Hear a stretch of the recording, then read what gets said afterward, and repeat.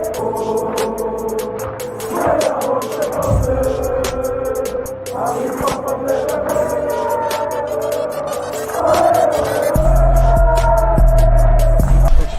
out to Kop-Ish. Shout out to Kopish, guys. All the good work the up. two legends, Emil Heskey, Howard Gill. Can't get much better than that guy. Yeah. You know what to do now. Like, comment, subscribe. I'm with legends, guys. Kop-Ish. Everybody get down singing. 1, 2, 3, 4, 5 will make you get down now. You remember them old school tunes? On Now 97 and all that. Smash hits and that. These youngsters don't know about buying the magazine and getting the CD. You don't know. No, first of all, good evening, lovely people. It is Monday, 25th of October, and you're back with another Monday night live show. Obviously, we're going to be chopping up a few things in the show, speaking about the Liverpool victory at Old Trafford. We're going to be talking about squad depth, Naby Keita's sort of resurgence to form and where he goes after this injury, and a bit more. But people, I need you to smash the like, because right now we're about to bring someone in who we had a legendary episode on our preview show with. He's come back, people. Man of his word. A man of his word. He's our brother, even though he's from the ops. He's our brother. Ladies and gentlemen, let's put your hands together and give a big high five to KG, the comedian. Woo! Woo! No. You know,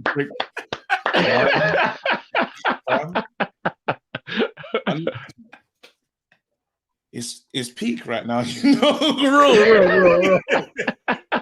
It's mad.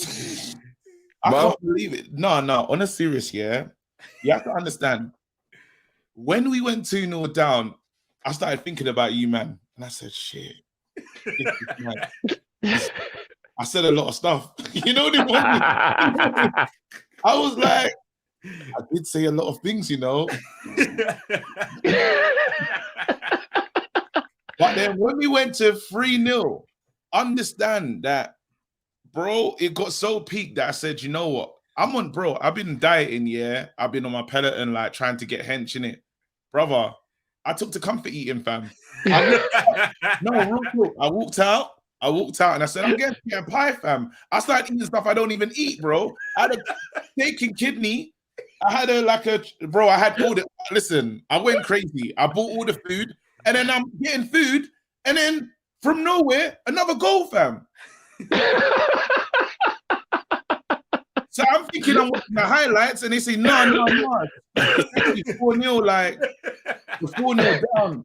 Fam, I don't want to be here, bro. I'll be honest with you. I set my timer. You man have got 10 minutes to enjoy, fam.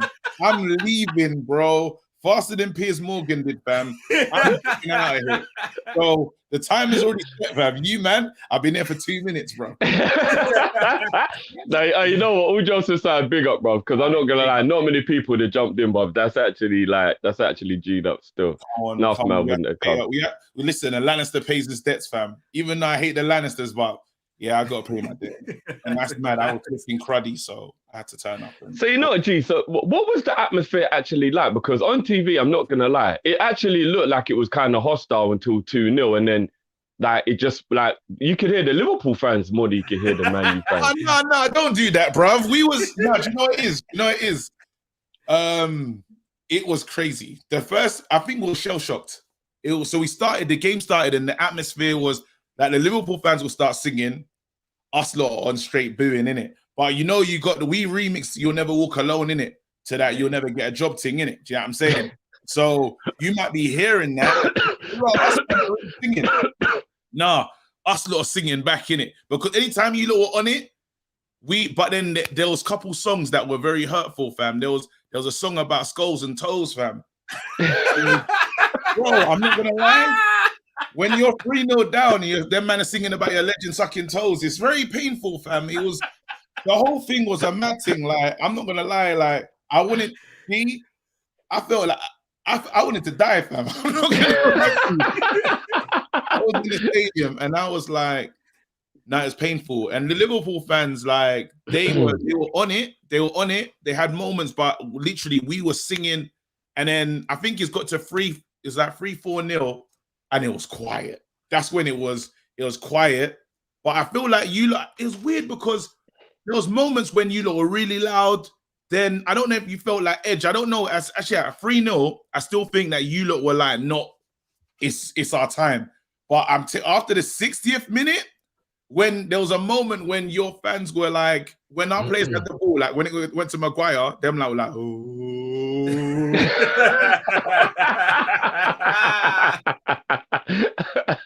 Bro. And then he'll pass it and they clap for Maguire.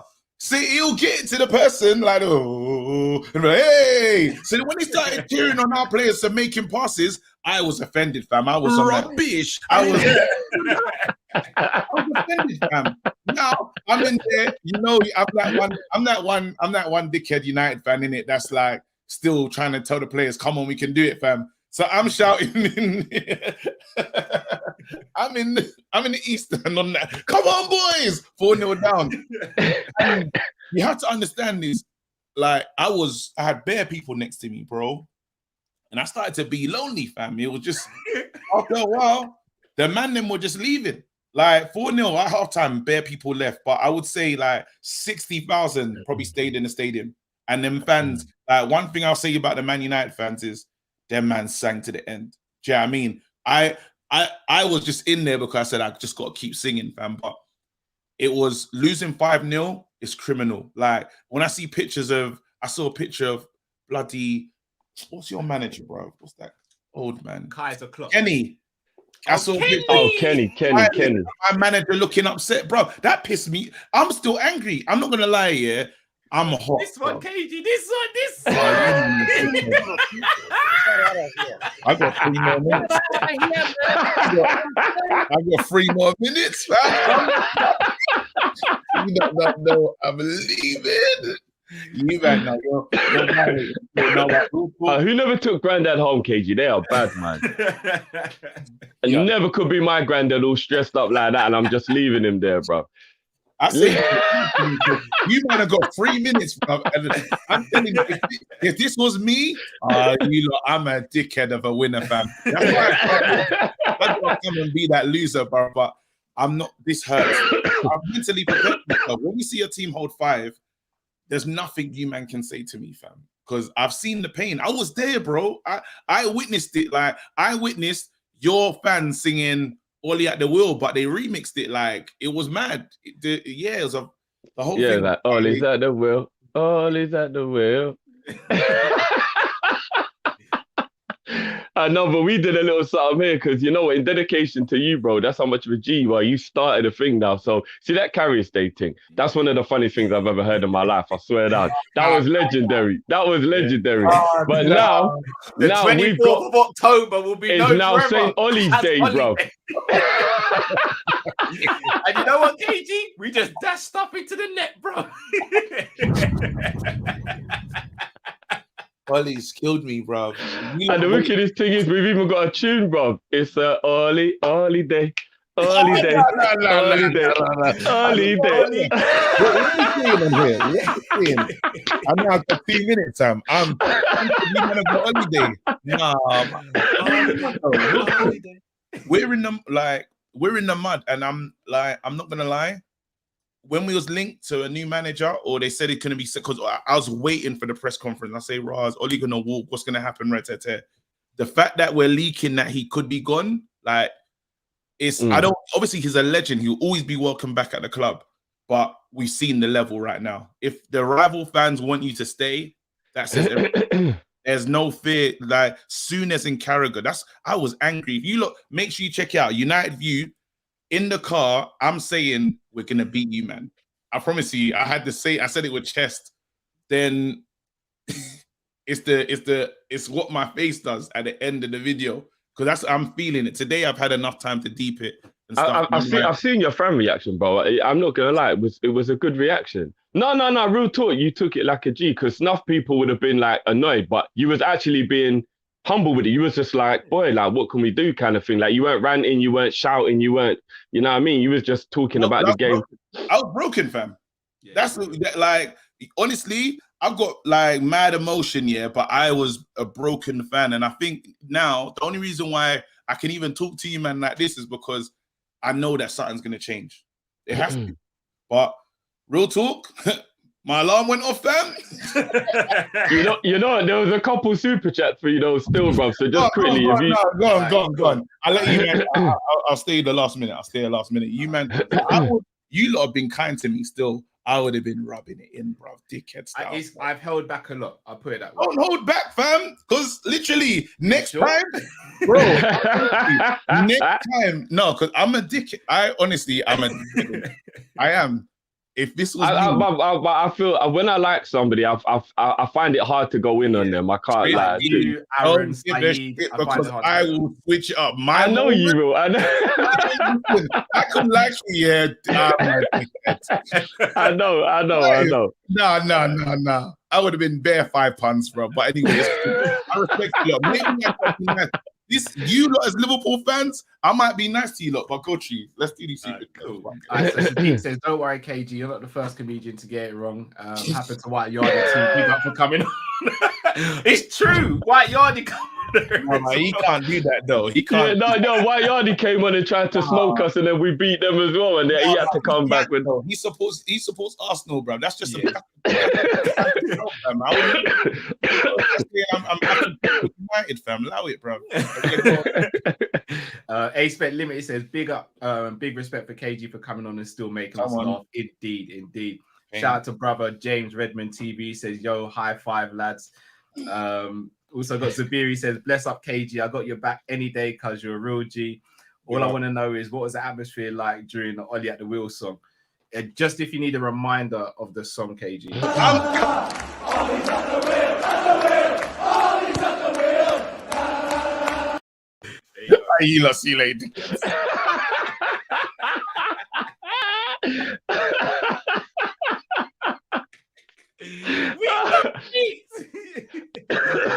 Oh boy!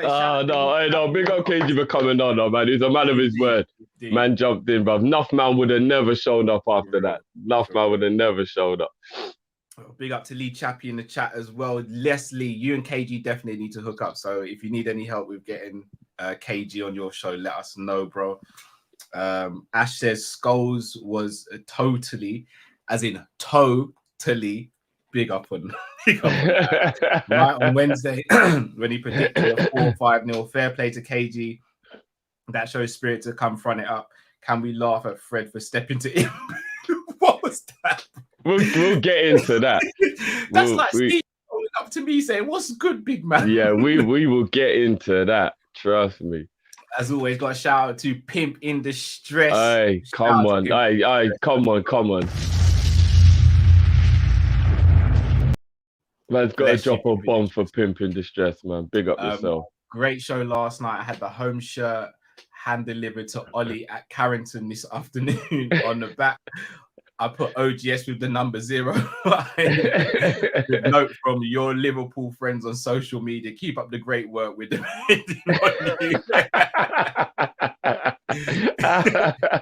Oh man. Do you know what? Yeah, I actually kind of have a lot of respect for the fact that Ollie actually went out and did autographs and that, you know. All jokes aside, it takes a big man to hold a beating like that and then still think about going out to the fans, you know. Enough man would have done. Rushed, bro. That's what. No, but that's what I'm saying, bro. He fronted it up, bro. You got to be real. If you take a 5-0 hide in the OT, he fronted up. Enough man would have ducked out the back door. I got to respect that, bro. This is why you got to love KG even more, man. It makes sense to give you, man, £5. KG, bro, nothing but love for you, bro. Nah, nothing but love, bro. Big up, man. Big up, man. Eddie Ventures says, what do Scholes and United have in common? Defeat. Defeat! Oh, gosh. Danny LFC says, if Ollie was driving a car, oh, no, we can't use that one. Oh, Danny, you're trying to get us locked up, bro. We can't say that one out loud, Danny. I didn't even see that one. Yeah, go have a look here. We can't use it, though. Tete Q says, Chappelle, what did the 5 fingers say to the face? Slap. Oh yeah, no, Danny, we can't do that. Yeah, we can't do that. Yeah, we can't do that. Yafri says KG doing his best Pogba impression with that cameo. Sam Max Legend says, my synopsis of United performance: one, Fred and McTominay can't pass wind, let alone football. Yeah, they're just bloated. Yeah, need some gripe water in that. Two, United's defense looked like a pair of you guys can read that. Totally useless. And three, United's attack is as pointless as a solar paneled Why United are getting cooked.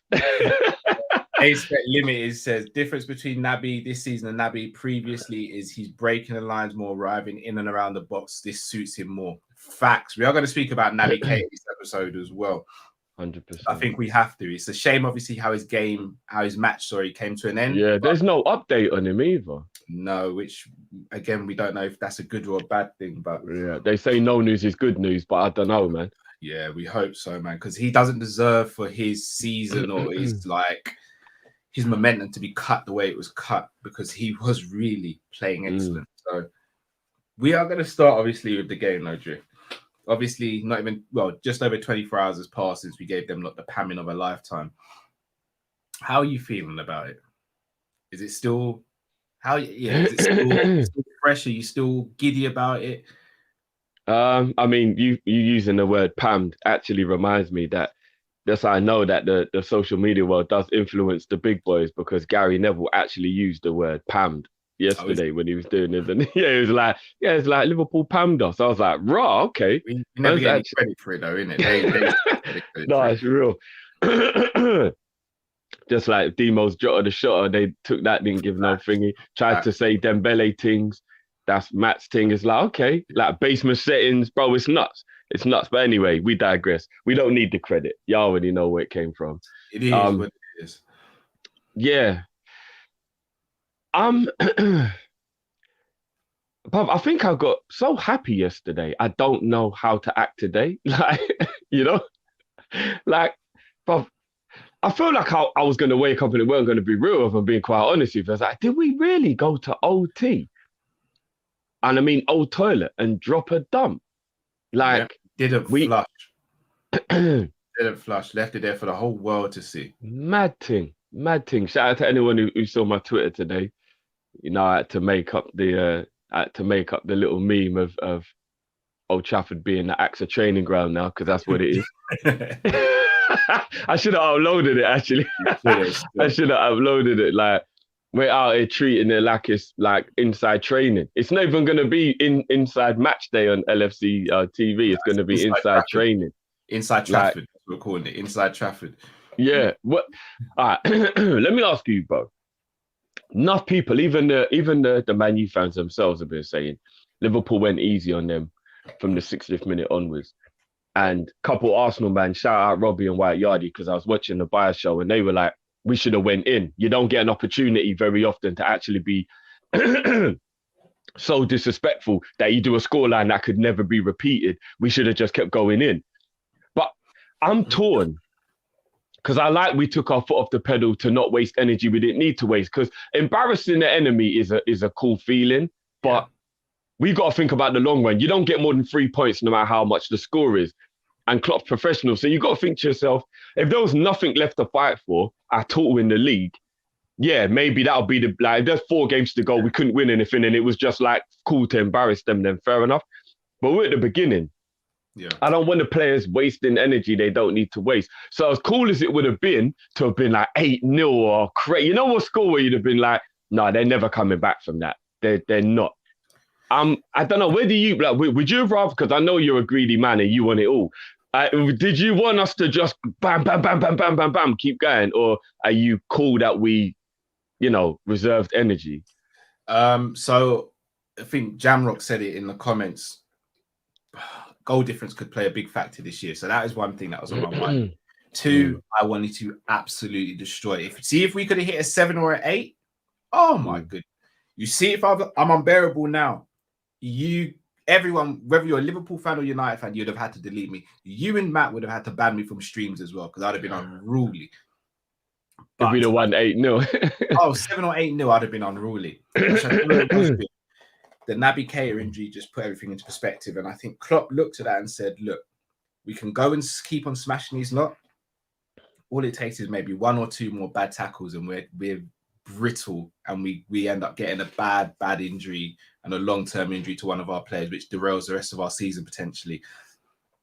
I think Klopp just kind of just made them not ease up and say, look, let's just pass out the rest of the game. Let's not concede, but let's not go over the top, because all it's going to do is incite bad tackles like which we were seeing, and it's just going to come back to hinder us at the end of the day, because Anthony Taylor he should have had a white stick on that pitch, because the guy is legally blind and barely saw anything that was going on. The guy's an absolute farce of a referee. So, and the mad thing is, bro, I think in the first, say, half an hour, 45 minutes, he was doing an all right job.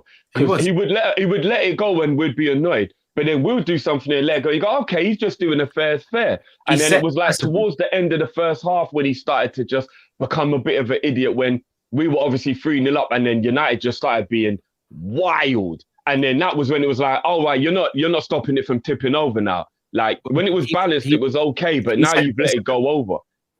He set the precedent with Ronaldo getting away with a yellow card. If Ronaldo gets a red card, we don't get an injury in that game. And Bruno doesn't do the tackle he does. Pogba doesn't do the tackle he does. Fred don't do the tackle he does. Remember, they tried to kill Naby 3 times. Yeah. It was actually like they were on a mission to get Naby, and Pogba finished off the job. Fred and Bruno both tried to get Naby, failed, and then Pogba tried to come in. It was almost like it was a tactic. Get Naby. Real talk, bro. If you think about it, the recklessness with which they were tackling, it was almost like it was personal, bro, to be honest with you. Ridiculous. Absolutely ridiculous. I know Naby was running the game, but like... Yeah. Shout out to Ernest Simmons. Let's talk about Van badding up Ron and Fred. We love it. We love Ronnie wanted none of it. None of it. Would you want it?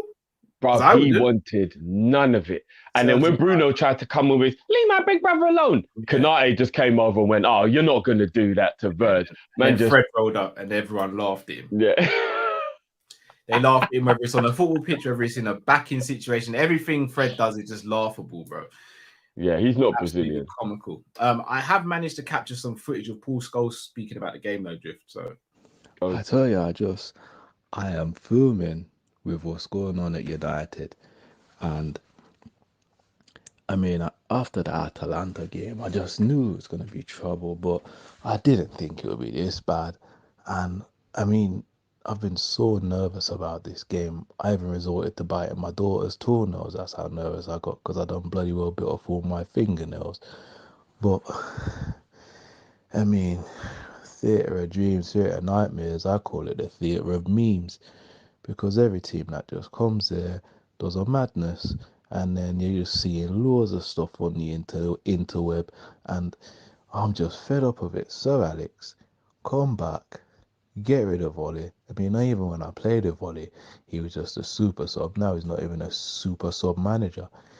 I mean, he says he gets United DNA, but if he got it so much, then he would have started more games. I'm just absolutely fed. I just want to change. I want to change. Shout out to Paul Scholes for that exclusive there. Bro, I wish you hadn't sent me it yesterday so I could get the shock back. I mean, got a shout out to Paul Scholes for coming through and giving us that exclusive. Yeah, big up Paul Scholes. I'm going to read out some of the super chats now. Everybody toast to Scholesy, yeah? He's never living that down. How you can't live that down, bro? He's never living that down. And I'm all kind of baffled as to anyway, yeah, God. Daniel FC says, can we talk about midfield dropping like flies? We will be speaking about that. Z Gould says, imagine you man laughing now in United getting a new manager and finish above you guys will be laughable. It would be, but it has to happen. And I don't see how... that we'll have to cross that ridiculously embarrassing bridge if it actually happened. Pete Hour says, did we miss a trick with Daka? Got an assist yesterday. Shout out to Lee Chappie in the chat. Lee was saying that as well. Apparently the talk was that we were interested in Daka, but we couldn't sell Shaqiri or Origi in time. So we'll speak about it on another show. LFT Sports TV says Fred is the worst Brazilian since Stevie Wonder shaved his missus. Big up, Kopish for life. You lot are savage tonight. That Mr. is Dara said, that almost went off my head, and then I got what you're talking about. Yeah. You should have said wax, bro, because shave is what confused me. Yeah. Bro, sorry, Drift. There's a fox right outside my door. Brave. Mr. Dara Anytime Lee's around, they really are the foxes. I know they are. Yeah. Lee's the one sending them over. Lee's got his spies, bro. Yeah. Mr. Dara Drift says, hate to be the bearer of bad news, but 3 midfielders. Yeah, we know. We're gonna chop that up though. Liam Kenny says, honestly, guys, witnessing Robbo give it to Ron and then seeing him tell the lads to keep going, be ruthless at 5-0 at OT. Was a special moment. Robbo is relentless. I don't think people realize just how relentless he is. Robbo don't play that. A-Spec Limited said, if FSG don't extend the Mo, Klopp has to walk right away. We'll speak about that as well. Old School Tunes 80 says, Salah on some Street Fighter combo move, turbo mode, #5. Tahir Qureshi says, Fred trying to fight Kanate was funny.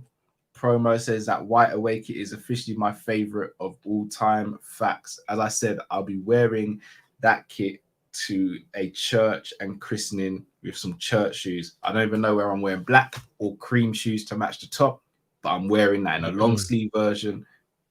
Oh, what a kit. I just saw a comment say Fred ain't from Brazil, he's from Margate.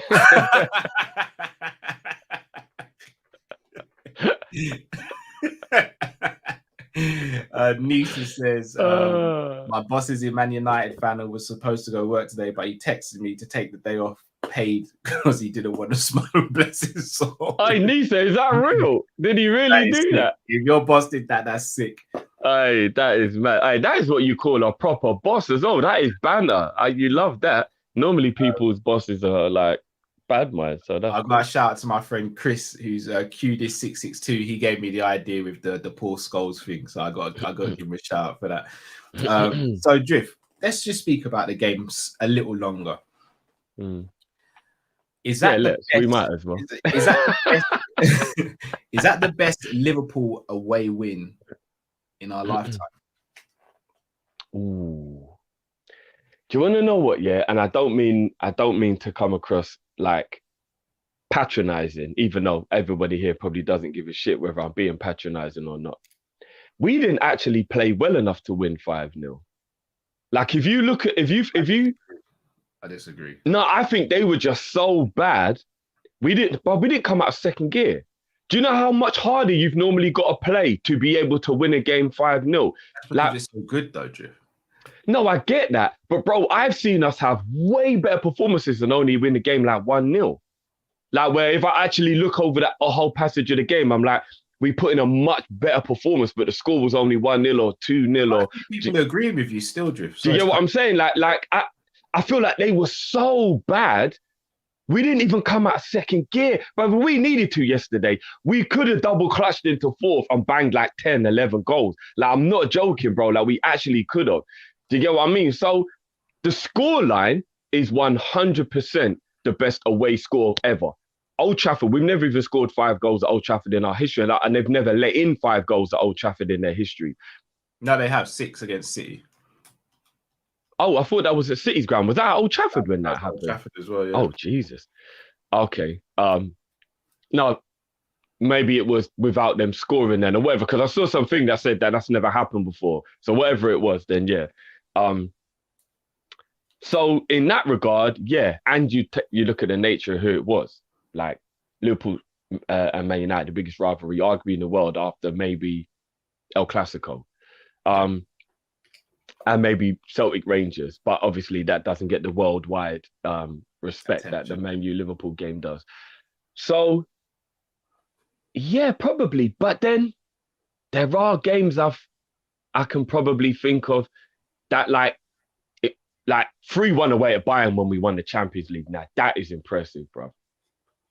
To go to the Allianz and beat Bayern, do you get what I mean? And it don't feel as big of a deal because there's no rivalry, but when you actually look at the scale of the achievement, yeah, it's probably bigger. So it's hard, isn't it? You got to put the context in and think about which way you're going to look at it and what angle you want to come at it from. But for the banter of it and for being in the moment, yeah, that's probably the best way with.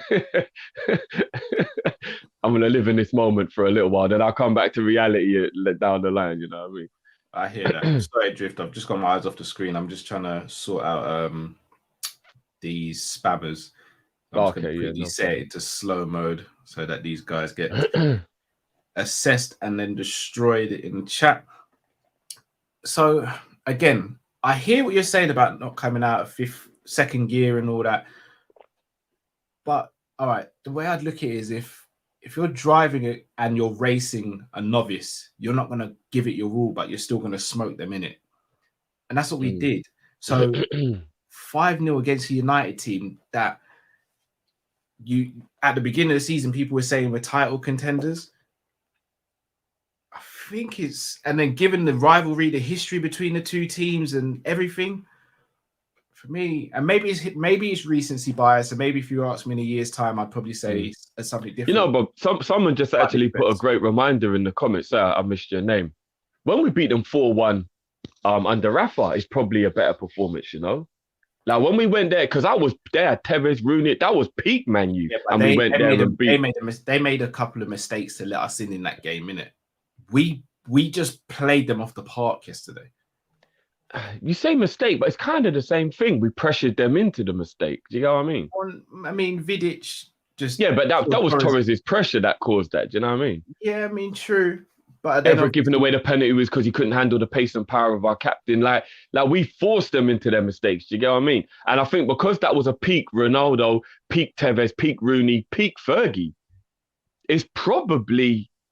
Do you get what I mean? Like, I don't know. Like, I think because we're living in the moment, it feels... Well, finding what Old Trafford's sensational, isn't it? Like, we got to be real. And, you know, we are too nice as a fan base, you know? Can you imagine if it was the other way around? KG's right. If it was the other way round... I've not been nice. I've been nice to certain so Aaron, who obviously you know from the Prem Panel show, Saeed, KG, I can't get at them like that because they're cool people. Yeah, and not just that, they're realistic Man United fans. Yeah. Some others, oh goodness, some of them yesterday got it really bad. I may have lost a couple of friends yesterday, bro. Like even my brother, like it was hard for me to hear him agree with me. We never agree on Liverpool versus Man United. And he was agreeing with me. What could he disagree with, bro? I don't know, but I don't like it. It doesn't feel right. It doesn't feel right. We never have civil conversations about football when it's Liverpool, Man United. That never happens. And we're just having a proper, normal, civil conversation. And he's just like, yeah, thanks for that. You did us a favor. He's definitely gone now. Rare. Did you see the way you lot was badding us up? Rare. And I'm like, I'm uncomfortable with this. With this. No, I hear you. It was like it was like, I don't know, getting caught cheating on your girl. And then she sits down and goes, no, I get why you did it. I totally get why you did it. And I'm completely all right with it. Don't worry. If my missus did that, I'd leave the country because she's definitely going to kill me any second now. It was that level of uncomfortableness. You know what I'm saying? Yeah. LTAB says, with the injuries, consider playing Matip DM, played there before. I personally wouldn't know. Especially not with his injury record. I'd rather play Joe Gomez there. Joey G. I remember I've said to you in the past, I think Joey G could fill in at DM. Not for me. Mr. Dasay says, Mo averaging a goal every 84 minutes this calendar year. Just goals, assists not including, and GA every 52 minutes this season. 40 goal assist ratio in 42 games at the moment. But yeah, he's just assistant merchant. He's just a system merchant. He's just a one season wonder. Most Sanders a one season wonder. What else can we say? There's nothing else to say about Mo. He does his talking on the pitch, innit? We don't even need to give him the big promo or talk him up. He does what he does on the pitch. The proof's in the pudding, and everyone's got to take a slice. He's that damn good at the moment. You know, we need to just invent the Salon d'Or and just forget that idiot one that's just going to go and give it to a popularity contest.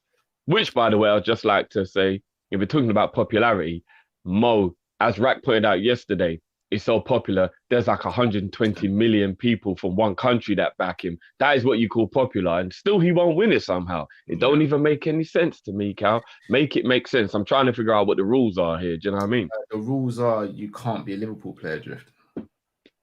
Clearly. Those are the rules. Clearly. Those are them rules, bro.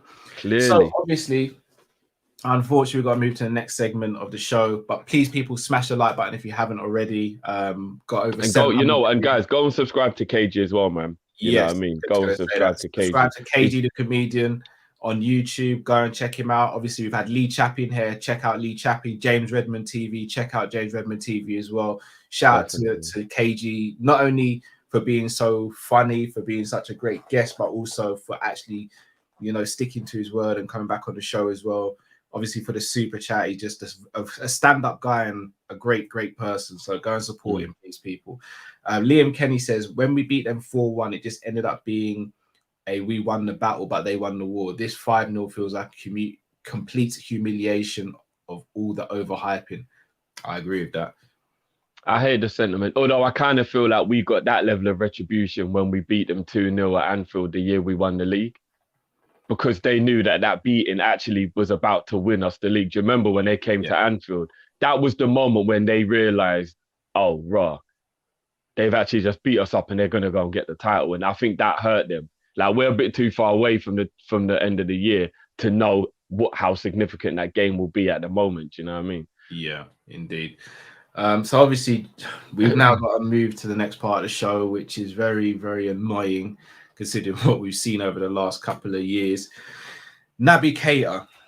So Naby Keita is a person that splits fans' opinion. He splits our opinions on this panel, me, you, and Matt, all the time on a weekly basis. But yesterday was the first time where we all assembled like Avengers and said, this Naby kid he's got something about him and he's balling out. And then, unfortunately, he receives a horror challenge by Paul Pogba. Lucky not to break his leg, but obviously got stretchered off. Apparently, a couple of Man U fans were saying they don't think it was a red card. Can you believe that? Yeah, of course they don't know, but this is what I mean. Those are the ones I give it to. But first and foremost, Naby Keita's performance yesterday, was that the best performance we've seen from a midfielder at Old Trafford in a Liverpool shirt? No, I wouldn't go that far. And that's not to be shady. No, like, no, I'm just asking. No. Xabi Alonso, Gerrard, Lucas. Do you remember when Lucas had to come in last minute in that 4-1 game? I think Xabi Alonso did. Yeah, that was Xabi Alonso. No, I'm saying other games that Xabi Alonso's played. Like, I'm thinking, I've seen like Mascherano. I've seen other midfielders have great games at Old Trafford. So I'm trying not to do the recency bias thing again, where just because Naby was yesterday, I'm just thinking, oh yeah, it's definitely that. But it's right up there. He was amazing yesterday. Sorry to cut you. The first midfielder to register a goal and an assist at Old Trafford in the Liverpool shirt since '78. I think Jimmy Case was the last person to do that. Bro, that's kind of special. Still, that's kind of special. He was amazing yesterday until set the press. Yeah, and I'm not gonna lie. You know what? It's probably top 3 without a doubt. It's probably top 3. Do you know what I mean? I'll just have to really go back and think to know if I'm doing the recency bias thing or not. But like, when I was watching the highlights, he was winning the ball back in midfield. But you see, with the timing and the interceptions, which is the thing that is great. Like, he didn't have to get rough. He just timed it, knew when the pass would be made, and got in the way. Do you get what I mean? And your ears must have been burning, man. Yeah, they were definitely burning. He didn't even have time to find the hat.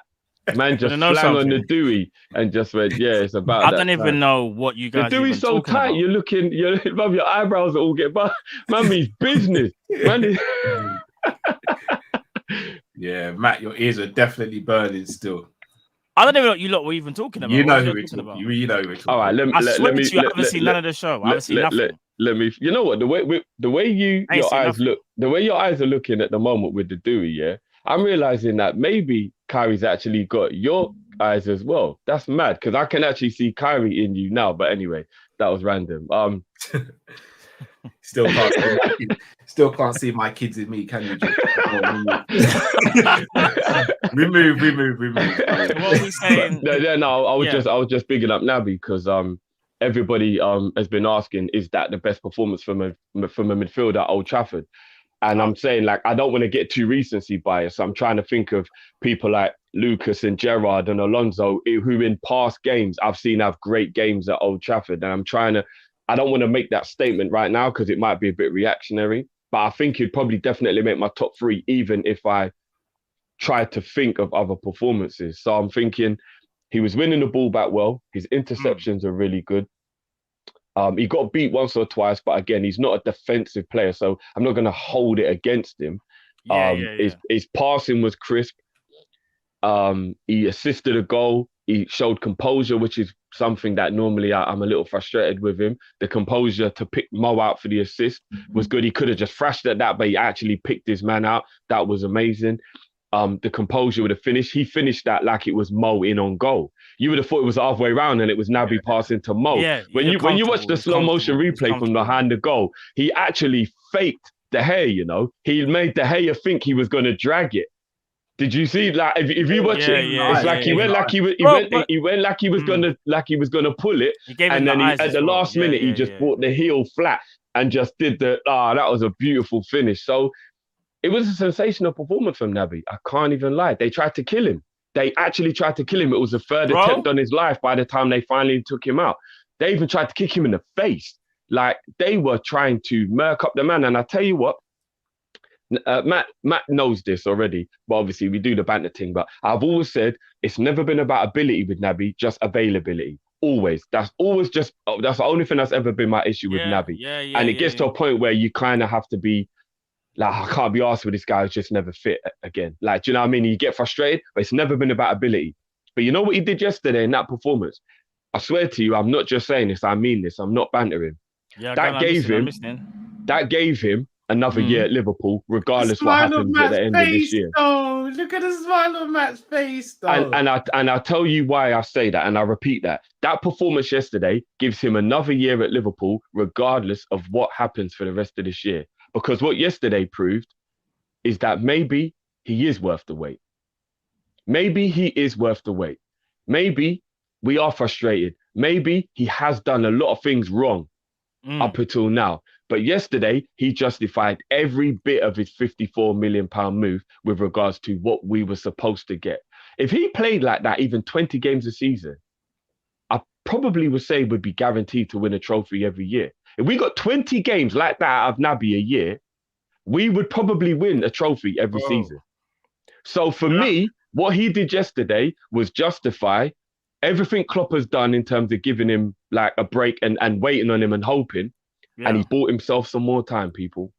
So I think everyone needs to get off Naby's back. Yeah, we'll banter it because we want to wind Matt up. But I mean, if you're really like, get this guy out and all that shit, for me, now it's Ox and Origi that probably need to move out in the summer as it stands. And I say Naby gets another year because he's out now and it ain't even his fault. He was actually putting games together. He was actually putting consistency together. And you can't blame a man if somebody tries to fucking kill him on the pitch for why he might be out now.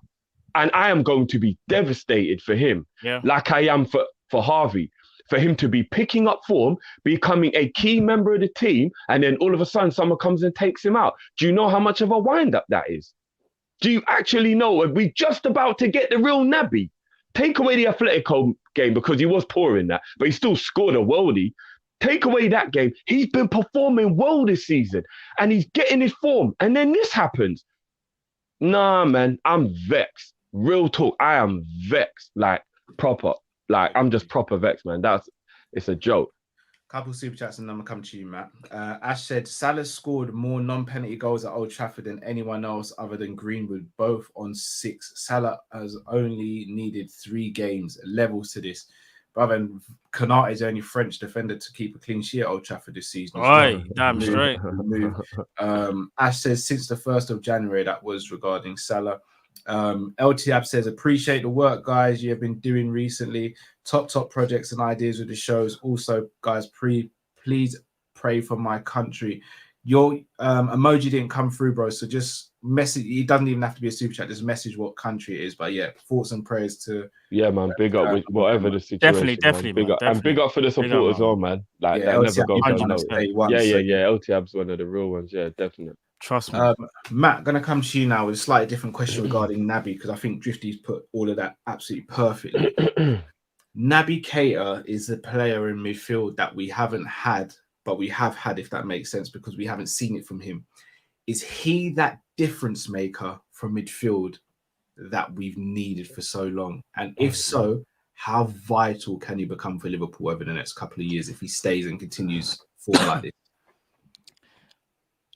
I've been saying since the day we signed him, he will add something that we just don't have. Like, we haven't had a ball carrier like that from midfield who could do it permanently and create, space for others, take people on at ease. We haven't had that for a while, probably since consistently, I would say Coutinho, but Coutinho was doing it more so from the wide left. I know sometimes Coutinho played in a 3-man midfield, but in terms of just someone from midfield, a genuine number 8, running at people, taking the game, by the scruff of the neck. We haven't had that. He, for me, I even said to Drift as well, I was like, he gives us X factor for midfield, because he's very different from the others. Like, the others, in my opinion, are a bit more workman-like, a bit more robust. Don't get me wrong, others still got takers. We still had Junior Wijnaldum back then when we had Naby Keita. And Junior Wijnaldum, I thought, was sensational who played for us. But instead of just taking people on and just opening up that space, because here's the thing. When you have someone like that, it opens up the space for the forwards, because then they're thinking, okay, so that means if this guy's running at us, we got to close the space because he's causing an issue. And it just frees up the front three. And in my opinion, this is how I see it as well, if he can stay fit, and this for me, it's only been a fitness thing for Naby. It's never been about his ability. It's never been about, even for me, his appetite. Some people have questioned, we take little digs at him. I kicked the grass, broke his foot, fall off a plane. All these things that he's had to go through, and I'm the only one that has stuck by him. I am the only one that will be like, you know what? Don't listen to people. It's minor. But all jokes aside, they were funny though. no, to you it was funny. To me, it wasn't funny. That's my brother. me and Jip are banging the drum on those ones still. You guys were. But all jokes aside, I knew he was only joking. Obviously, we're having a bit of bants, but because I know you support the guy. We talk about it all the time, obviously off camera. But just in terms of what he brings, Cal, there's no other midfielder that can do what he does. Yeah. And even his defensive work, I know it's not the greatest, but he's still his defensive work, I think, is still overlooked as well. I think it very much is. And as Drift said it as well, do you know how heartbreaking it was for me to watch my man go down after that Pogba challenge? I can't even front. We're watching a guy that's been criticized all the time for breaking down, criticized for maybe not giving his all, or maybe even doing a / Daniel Sturridge when Klopp said, "Oh, I'll tell you, he doesn't know pain from real pain," kind of thing. Some things have been labeled at Naby like that. And you can't blame the fans for saying that, because there are times when you think to yourself, there's an injury again, or nothing will happen. We ain't got no games, it's just training, and then he breaks down and you're like, bro, what's going on with you? But now he's put a run together. His contract's got, I think, 2 years left. He is playing for his contract, and I think he's putting himself in a great position. Also, Liverpool, because let's say, for example, because this is, again, I'm not Naby Keita FC, I'm Liverpool FC. And here's the thing. I love Naby Keita, but he has to continue this, because let's say, for example, the story ends in November, December, and he starts picking up a whole lot of injuries. Then it will be like, you know what? Even though he's done well up until this point, that still means you can't be trusted, though. We at least got to see you for 3/4 of a season. Give us till at least March. Do you know what I mean? Give us till at least late February, where we can be like, do you know what? We've seen enough of this guy to show that he is able to do something that none of the other midfielders can do. They just don't have what he has, in my opinion. None of them. And I just hope he stays fit. That's my main concern. So Jamrock, we 17-18 version of Ox who could bag 15 goals in midfield. So Jamrock, I want you to hear everything I'm about to say, because I don't want you to feel like I'm just coming at you here. I fully agree with that super chat. I just don't know if that midfielder is attainable or exists. Because if you look at how football is, and remember, you have to take into consideration Salazar penalty taker as well. Bruno probably gets those amount of goals, but Bruno also takes their penalties. I can't name you a midfielder that's getting 15 goals. And again, maybe across all competitions, that's possible. But it's bloody hard to find a player like that nowadays, It really is. Like those midfielders just aren't really out there like that. I do get Jamrot's logic. I agree. I fully agree. Because didn't he get 9 goals in that year? That year that he was really good. I think it wasn't in the league. It was 1920 season. It was 1920 season. 1920 season. Oh, what was it? Even that season when he did it? Yeah. Remember, he scored the outside the boot against Genk that season. Here's what's, I didn't want to bring up Ox while we're giving Naby his flowers, but this is what's so frustrating and why me and Matt have backed Ox and Naby so much. And the if is huge, and that's what the problem is. But if those two were fit, do you know how dangerous those weapons would be in our midfield if those two were fit? Ox's driving, powerful run for midfield and shooting from outside the box is exemplary. And Naby showed his dribbling and his passing and his take-ons and his interceptions and all that. And now he's finishing a little bit as well. Like, when you watch what they're best at and when they're at their peak, you know exactly why Klopp brought them in. It's such a shame they couldn't stay fit to actually do what Klopp knew they were capable of. That is what is the... You know what's really annoying, guys? We got Sturridge, we've got Ox, we got Naby, who we're going to look back in years and go, they are 3 of the best talents ever. And they just never got to fulfill it. Like, it's so frustrating. Like, oh, man. Ali A also said Fekir was potentially meant to be that guy as well. That's very true. Yeah. That is true. Roma says, anyone noticed more forward passes since Genie's gone? Yes, we have noticed more forward passes, but we've also seen the we've also seen the midfield that is easier to get in behind as well. So funny you say that, because I don't know if you saw, there was a quick little interview with like Trent or something, and he said about Klopp's kind of giving us what he like let go of the handbrake or something that he was talking about. He was like, yeah, we got a bit more freedom to play, because I was asking him about the amount of goals that they've been scoring, like, you know, on the road. And let's be real, you are 100% bang on the money, both of you. We do look more open and more susceptible to conceding, but we also look like we can bang in more goals compared to last season. And I know a lot of it's got to do with being full strength, but we had quite a few players missing, whether it's via injury or design. And we looked like we could have scored at will. We actually put our foot on the brake when we realized our players started to drop down, like Milner and Naby. We were like, nah, do you know what? We'll just stick with 5, you know, because these, like, we've done enough now. 5-0's a beating. Mr. Dare Say It Drift says, out of Divock Origi and Naby Keita, who would you choose to fulfill their potential? I am going to obviously have the casting vote here, aren't I? Yeah, yeah. You might as well just ask Cal that question for real. You might as well ask Cal that straight away. Oh, jeez. All right, I'm going to go Naby only because I've seen Naby closer to his potential. So I know just what he could be, whereas I don't know what Origi's potential is because we haven't seen enough of him. Drift, stop looking down the lens, bro. No, bro, I'm cool, bro. I'm cool with it. Ace Limited says, been saying this for the longest time. I'm telling you, Tielemans balls out in his team. We're going to speak about Tielemans shortly as well. I want to, Matt, obviously you go same barbers. Have you spoken to Vinny and Rich about Tielemans?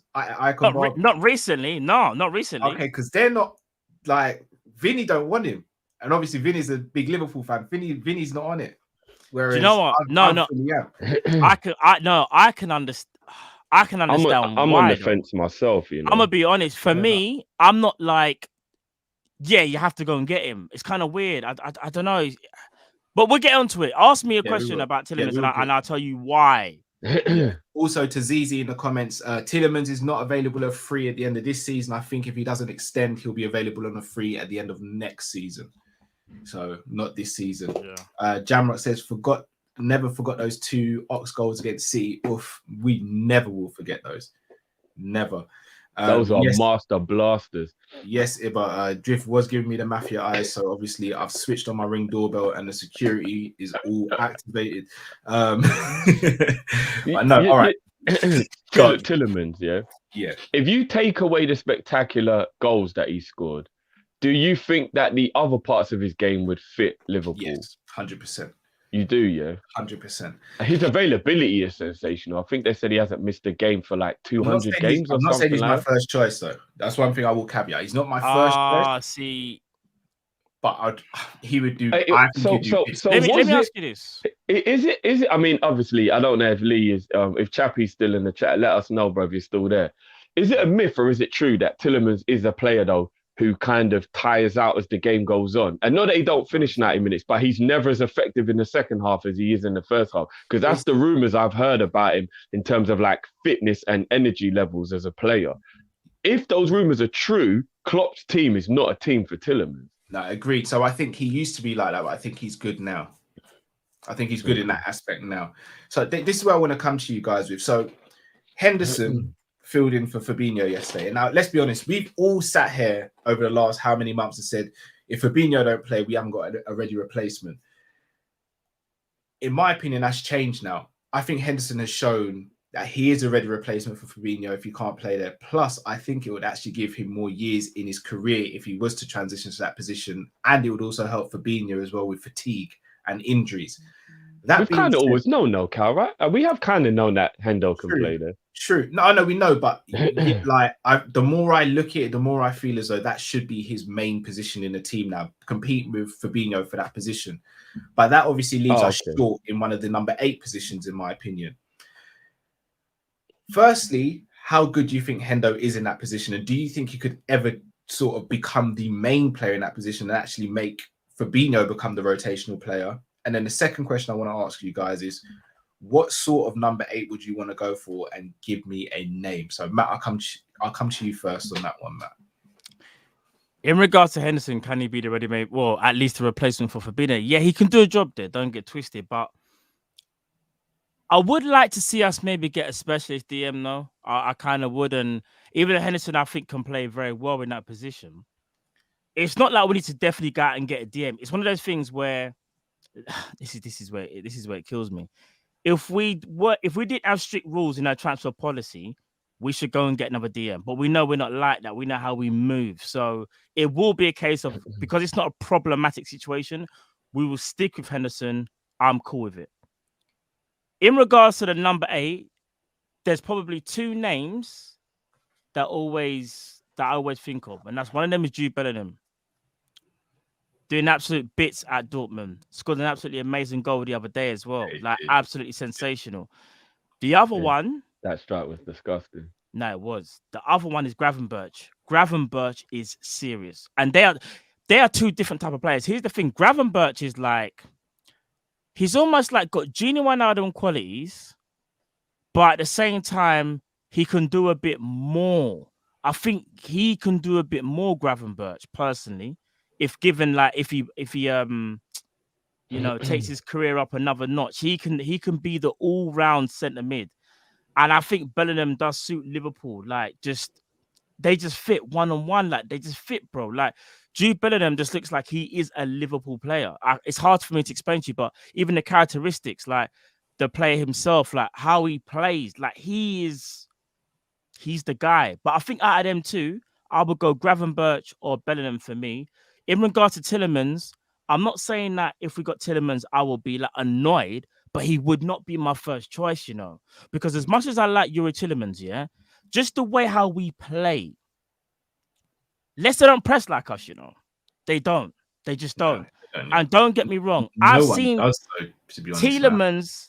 Yeah, and Tielemans, when I look at his defensive work, he can put in the defense. He can put in the defensive shift, but he does get tired. It's not a myth for me. I've seen it. Don't get me wrong. He's come up with wonder goals in the second half or whatever. But if you look at even his body language, but I've seen Tielemans like jogging back and all them things there. Like because he does get tired. He hasn't got an engine that people may think he has. I don't even mean to be... Sorry, Drew, go on, yeah. And just quickly as well. And even laterally, his movement isn't the greatest. Like, I feel like you can pass the ball around Tielemans, if that makes sense. Like, athletic, yeah, like he's not that type of guy, but I think the others can do a better job in our system. That's what I think. Fair dudes, go for it, Drew. Yeah, I don't mean to, and people are gonna. This is gonna actually come across like I'm being shady, but I'm not. I'm not even trying to like body shame or anything. But Tielemans looks to me like he's got one of those physiques where when he retires, he's gonna put on weight. He's not athletic. Do you get what I mean? Like, you know, you get certain man and like they're like a Naby Keita. I don't need him to take off his top. He's ripped. I already know that. Tielemans looks like when he takes off his top, it's a little Santa Claus waiting to happen. Do you get what I'm saying? You can just tell. And I feel like that's probably a lot to do with why he's not the fittest, or why he's not as, like, he's not, like you said, his lateral movement, he's not as good as getting around. So, like, his passing and his shooting is amazing. Do you know what I mean? And he can put in a tackle. But for me, he's like a Ricky Hatton. I reckon you give him an off-season and he puts on weight. Do you know what I mean? And I think that's one of the reasons why his career probably won't. Like, let's be honest. If we're talking about talent, Wayne Rooney was sensational. But you know what stopped him being elite, like a Ronaldo? It was his diet and his lifestyle. Yeah. Rooney was like Ricky Hatton. He would eat in the off-season, didn't take care of himself as well. Do you get what I'm saying? And you Rooney can tell Tielemans looks like he's that similar type. If I'm not mistaken, Rooney's younger than Ronaldo, right? By 1 year, I think. Yeah, I think so. Brother, you look at them together, brother. It looks like Phil Mitchell standing next to flipping prime Brad Pitt. Yeah, like, it's mad, isn't it? Bro, Rooney shouldn't look like that at his age, bro. He's rich. He's got a lovely family. Rooney shouldn't look like he's gone through hell and back at that age, bro. And he looks like he's gone through hell and back. And he's 35, yeah. Like, I'll be honest with you, if I look like that at 35, something really, really has. Yeah, I'm not gonna lie. Rooney looks so. Yeah, you look at Rooney and think, like, is this the same guy that used to play for Man United ever? He looks like gone off bread.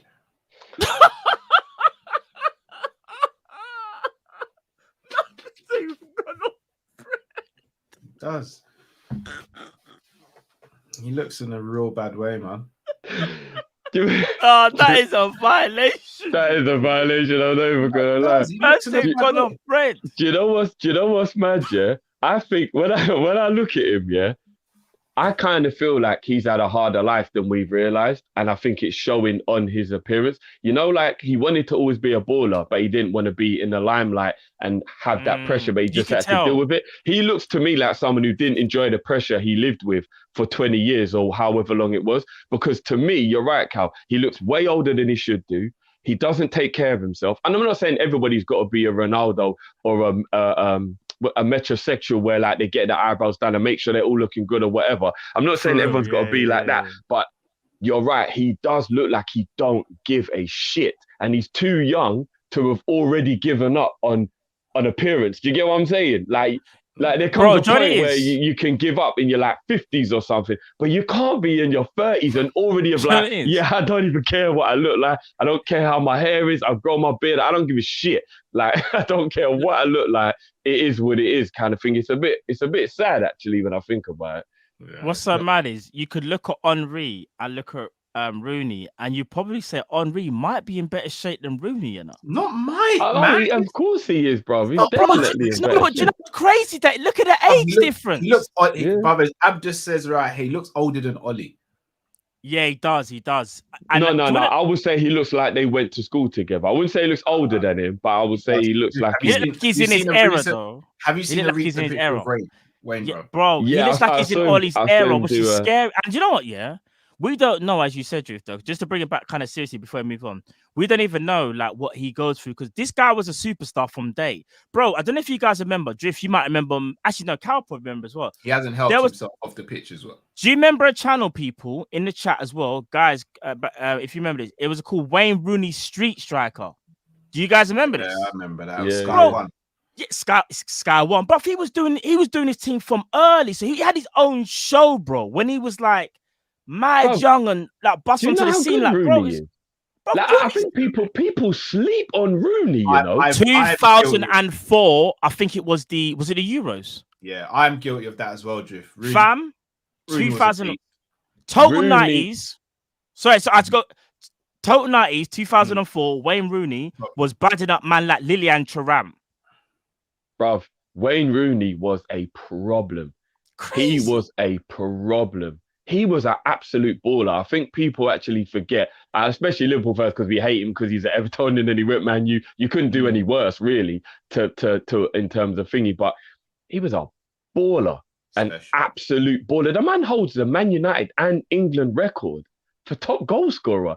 You can't sleep on a man who holds those two records. Yeah. Is he Man United's top goal scorer? Probably he's Man United and England's top goal scorer. You cannot sleep on a man like that. And we won't even talk about him. You know, we was having a debate about thingy. I personally feel like Rooney should be allowed to go in a conversation with Henry and Aguero and all that. No one will ever put him in that conversation, ever. He should be allowed to be in that It's because his conversation. decline was so. Do you know what it is? His body of work from when he was young to when he was about 28, 29 was absolutely ridiculous. And do you want to know something?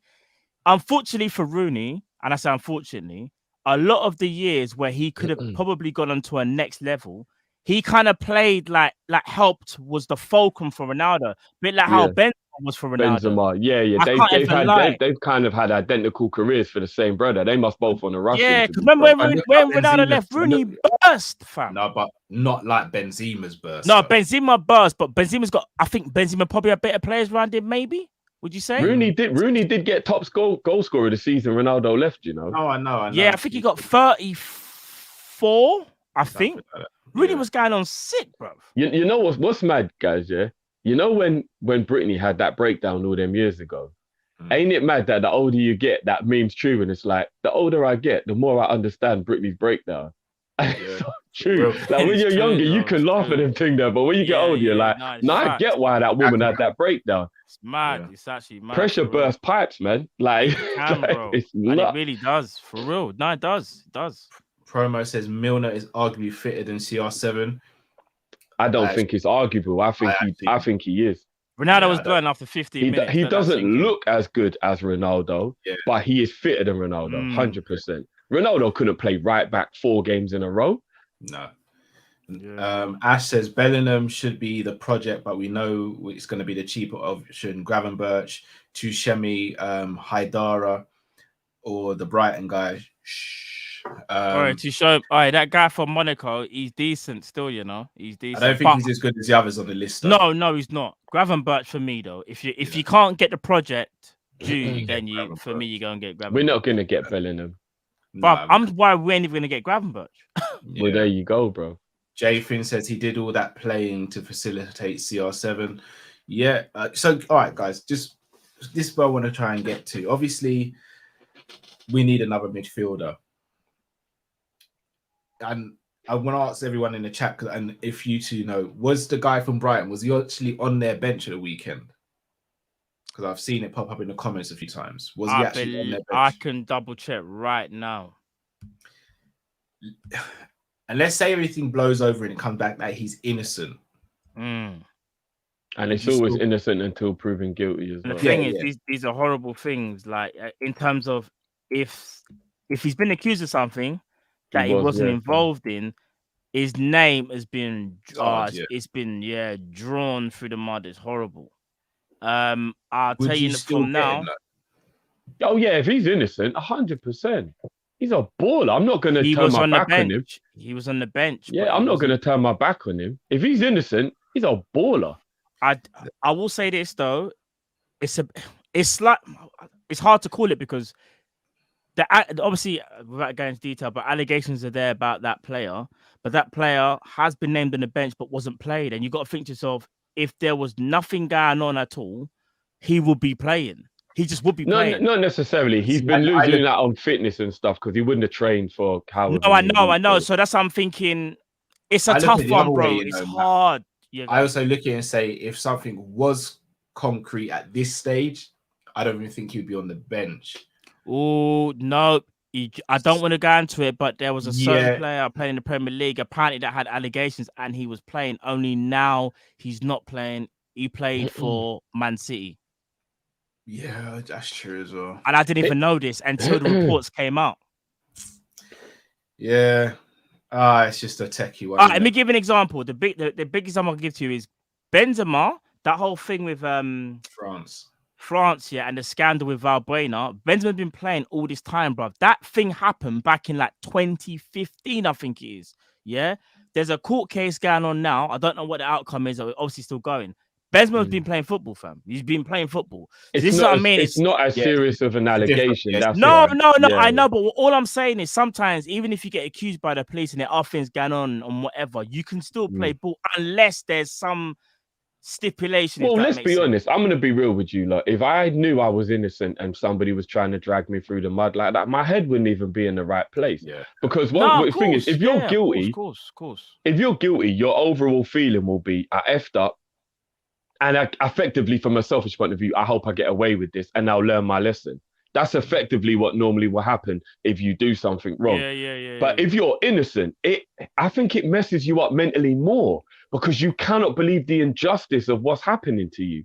Do you get what I mean? And injustice is one of the hardest things to get over in life, period.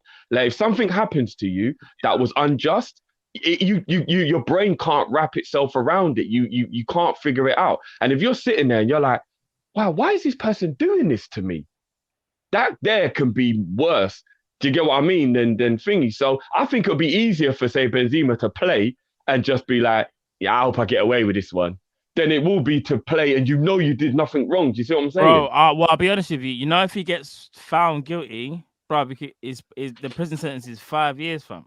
No, if he gets found guilty, then it's totally different because he's a scumbag. That's totally different. Yeah, that's totally different. No, but what I'm saying is that could have weighed so heavy to the point where man's footballing career could have just been done because all that pressure.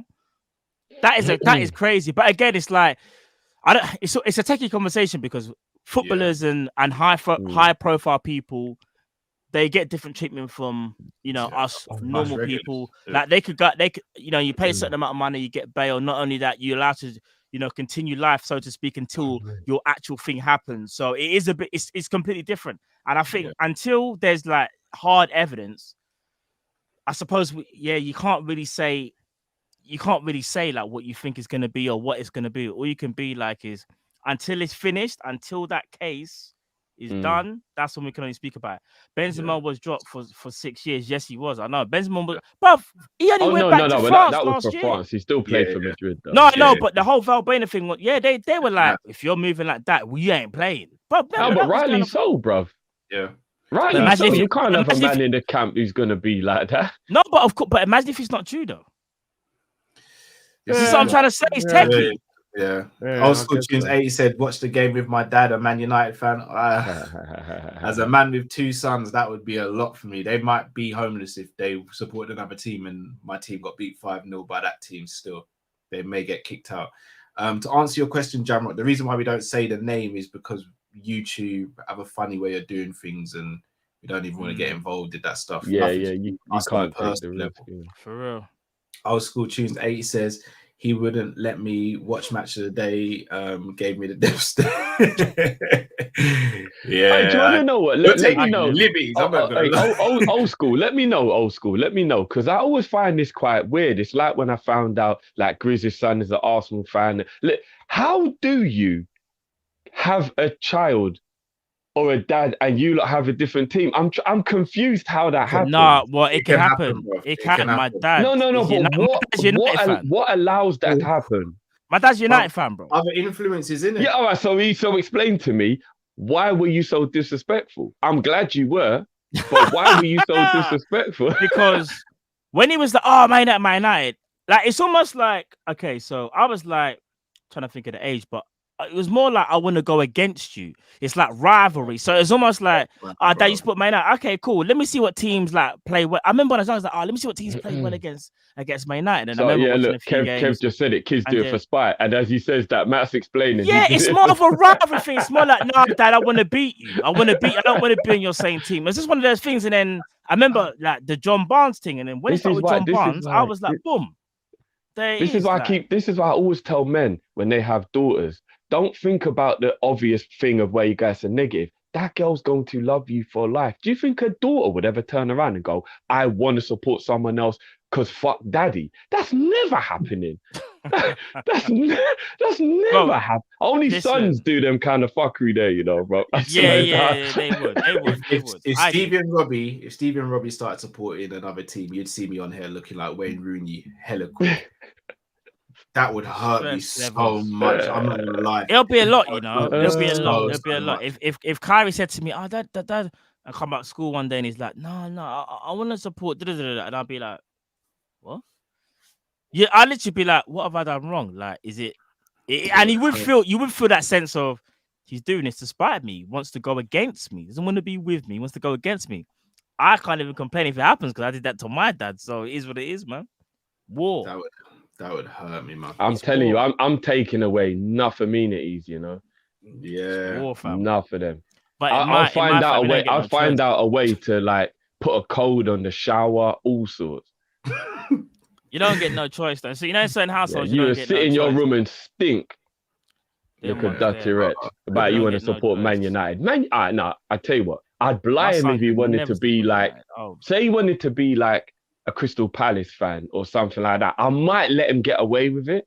But he ain't doing Arsenal, Chelsea, Man United. Nah, it's Liverpool, or it's Liverpool, no. or you just don't watch football. No, I get that. But what I'm saying is, if he wants to go and do if he wants to be like a hipster and he wants to go do a Villa or a Palace, I might be like, you know what? I'm really disappointed.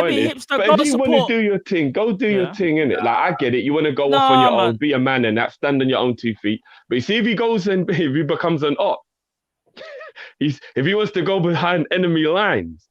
Mr. Dare I say it, just got a point here. Is imagine all your kids start supporting Newcastle. That's not remember, half my family support Newcastle. For me, that wouldn't be an issue. That wouldn't be unrealistic. That wouldn't be unrealistic because it'll be like they're winning thing. But obviously, when our kids are older, they'll be winning things most likely. Jamie is so savage. I don't even see it. Jamie. All right, so next thing I want to speak to you guys about squad rotation. And again, Drift, I'm not trying to put you on blast here when I say this, but you saw the team yesterday, like a lot of Liverpool fans. I did. You were furious, and again, people have been asking me for that conversation as well. You know, yeah, but I think this goes beyond this game and this reaction to this game, Drift. And again, this isn't at you, this is at me, this is at Matt, this is other fans as well. But it's more at you, Drift. That's what Kyle's trying to say. It's more at you. I'm not. He's trying to word it. You know, as you say, Kyle will punch up and take you to your car and then say to your wife, we got into a scruff, but I didn't break his neck. There we go. He's all right. No. But yeah, go. Just that guy right now. Your neck's all lean up, you know. Hey, so like, what happened? Bro, he was just getting on my nerves, man. I had to deal with him, but I love him same way. Tell him I'll call him tomorrow.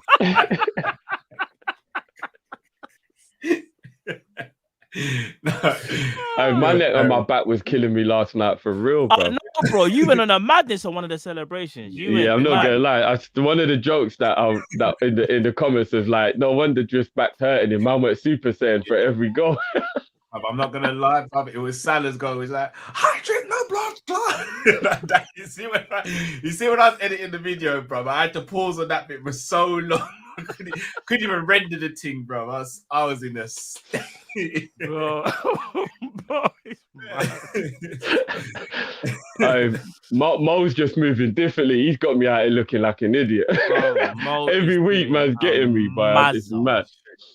But yeah, so the question I want to ask, guys, we sit here and we talk about squad rotation, the lack of players in certain areas. But then when we see a team get rotated like we did yesterday with Konate coming in, with Hendo coming in for Fabinho, Keita and Milner starting, Jota coming in for Mane, we sat there and we were like, I can't believe he's doing this. Are we as fans putting managers, especially like your Klopps, in a no-win situation? Because he's rotated, won the game 5-0, but before it, people were going crazy about it. But at the same time, we as fans want a big squad so we can go into games like this, and managers can't predict who is starting, because there's not anyone out there who predicted that we would have gone for that starting 11 yesterday. So, Drift, I'm going to start with you. I'm going to read the super chat and then I'm going to come to you. Yeah, go to. Old School Tunes 80 says, my dad, whole fam of Man United Gooners supporters. Dad has a soft spot for Reading and Bradford as he used to live there. He used to go to Reading games when when there was so that means he must have got a lot of stick then. Your dad is a G. Yeah, he's a G, because I'm not gonna lie, they were scary people. I'm not even gonna front. They were scary. If you saw that sprayed, you knew get out of that area immediately, boy. 100%. Got chased him on our till when I was young. Never run like that in my life. I'd have beaten you, Drift. And I was wearing school shoes, bro. That's why you're drifting around corners in the school shoes. Are you mad? The loafers, bro.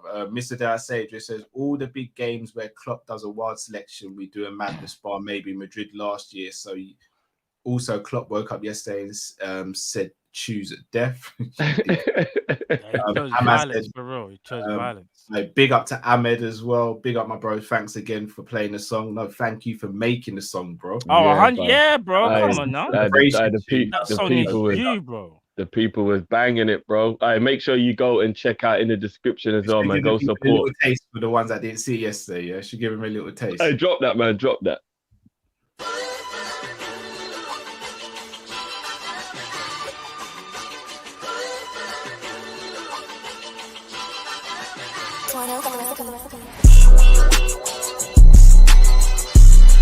Yeah.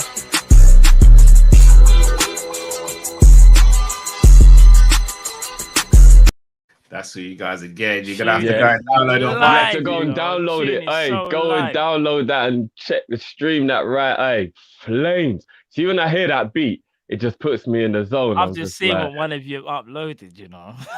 You're out of order. If it's what I think it is, no way. No way. It is.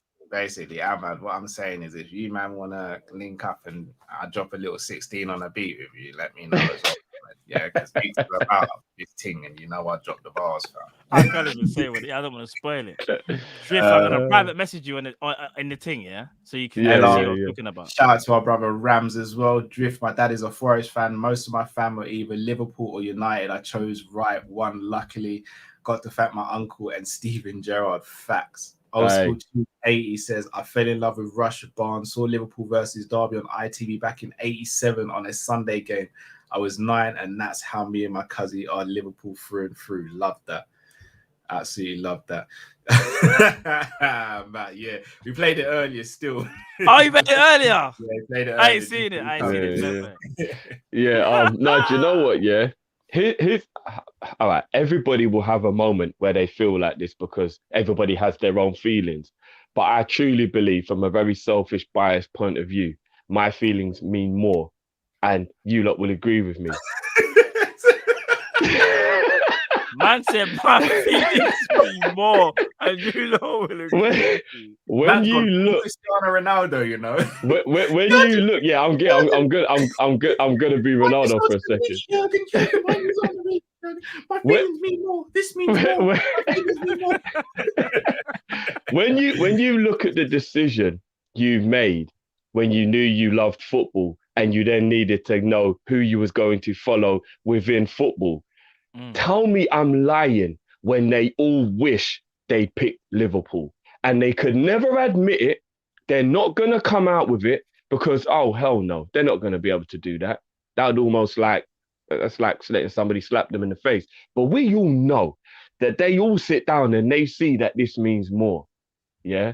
And they're like, well, it's all right over there, innit? But now I've got to be a hater. I've got to be a hater. That's the reason why we get the most hate, why Scousers get the most hate, just in general, because they all look at the situation and they go, I wish that was my situation. Even in the dark years, we were still a better family. We have just everything. We got the better legends, just everything. You know, you just go through, you're just like, yeah, like it means more. You know what I mean? How are we, lad? I'm not good at the accent, so forgive me. But like they wish, even Everton fans wish they were Liverpool fans. You know they do. Of course. You know, that's why they're so angry and bitter all the damn time. Imagine if you had to walk past that beautiful stadium every day, knowing you made the wrong decision. It's true. But that's on you. But that's on you. You know what I mean? Because there are very smart people in this world, and I mean very smart people in this world. Yeah, like Liverpool Lee, who go, hold on a minute, who did I let influence me into this? No, I'm not even doing that anymore. Big up Liverpool Lee. I'm not even doing that anymore. As well. Big up Liverpool Lee. I'm going to come out of that marriage, I'm going to get divorced, and I'm going to remarry because I want to live the rest of my life happy. Yeah, you only get one life. Happy, bro. Trust. You only get one life, and I'm telling you now, why ruin it being a fan of some dickhead club? Why? Why do it? Bro, I wouldn't be seriously, happy. why do it, man? Like, there's nothing you want to do at the end of your life when you look back and you go, yeah, I made the right decision. And not supporting Liverpool is definitely going to be a regret. Drift, let me ask you this. It's 100% going to be a regret. So either live with your regret. Does Ibu look like he made the right decision? Big up Liverpool Lee. Say for that, brother. Bro, this man was taking them man for jokes, you know. I can't even stress. And again, you lot probably would have spoken about, but his performance yesterday. Do you know what? I actually want to know whether he asked for a hug or what was he doing? What was he doing? Looking at him like he laughing, bro. I'm not gonna lie. If I stepped to a man on a beef team and he turned around and he laughing, I'm walking away and saying, "This ain't my situation. This ain't." Bro, I can't. Ibu's laughing like you're what? He's supposed to be a threat. Bro, how disrespectful that is. Come on. I'm sorry. You lot know I'm not an advocate for violence, but I'm an advocate for having them that about it and not letting the rest of the players get bullied. Ibu and is the on way different stuff, the way Ibu backed Verge after Verge backed Jones yesterday was, but I rewound that about 8 times. I'm not exaggerating. To me, that was one of the best parts of the whole match. Yeah. Like the way Verge just moved to Cristiano, said, "Are you mad, bro?" He gave him a barge, yeah. It's a chest barge. It wasn't even a shoulder, bro. It looked like chest, fam. and then the wickedest thing is, did you see Ronaldo try to like go after he barged him? Ronaldo actually tried to stand in the C pose. Like nobody's intimidated. No, Ronaldo backed off. Ronaldo kind of backed off, kind of. He didn't want none of it, bro. He did not want none of it. Ibu, I think he's 6'4", 6'5", I think. I don't know what he is, bro, but he's a mountain of a man. Bro, he's a unit, and we already knew he was rapid. There was one part where the ball was played, I think, to Dallo. Yeah, was it Dallo? And I just saw him cover. But he covered the ground so quick. Bro, and you know what? That wasn't even his true potential. Yeah. He just thought, he's not I've got to run a little. Oh, these kids are a bit faster than I thought he was. And he just said, you could tell he took it easy. Well, I'm saying, remember, that's only his third start, you know. Yeah. At Old Trafford.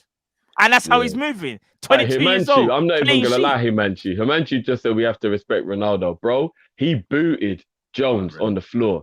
The disrespect was started by him, my friend. Yeah. The disrespect was started by him. No respect for him. There is absolutely no way he can justify what he did. Because what's he going to say? I was playing the ball. Playing the ball, which part? What are you talking about? He was playing the ball. A man's on the floor covering the ball. What do you mean? Like, he literally wanted to kick him and use the ball as an excuse. And if I'm being honest with you, he actually got off lightly. Because to be honest with you, if somebody had footed him, I would have been upset they got the red, but I would have fully understood why they did it. Because you can't get away with that, man. You can't just be booting up our youngster on the floor. You know, when people say things about like age and that, yo, Jones is 20 and he's 36. He's a big man. Why is he kicking a kid on the floor? What are you doing? I know it's a man's game when we're all men here, but like a 20-year-old and a 36-year-old, you're just booting up the kid on the floor. What are you doing? I thought you were supposed to be an example. But that's the sort of character he is, because he wouldn't have done that to someone else. He chose to do it to him because you're right. He's not doing that. I agree. But I thought he was an example. I thought he was a role model. Right. He would never do that to Virgil. He kind of looked at Jones and thought, as a you in it, I thought, and don't get me wrong, Ronaldo's head was gone, bro. Because even when the referee, I remember when the referee spoke to him, bro, he was all looking hella dazed, like he didn't know what was going on. Like he could tell he was gone. But that's not my issue. My issue, I don't care if he has gone, bro. My issue is you're supposed to be setting levels. And even if it's a case of you're getting beat 5-0, bro, take it as a man. Don't be a dickhead. Like, there's other people that could have done the same thing. Like, even Fred was walking a tightrope. I'm not even going to get started with Pogba because I feel like there was more going on with Pogba. Have you seen the clips where Pogba's all smiling when he's walking off? And then another thing where Naby Keita is about to get on the pitch and Pogba's seriously contemplating what he should do.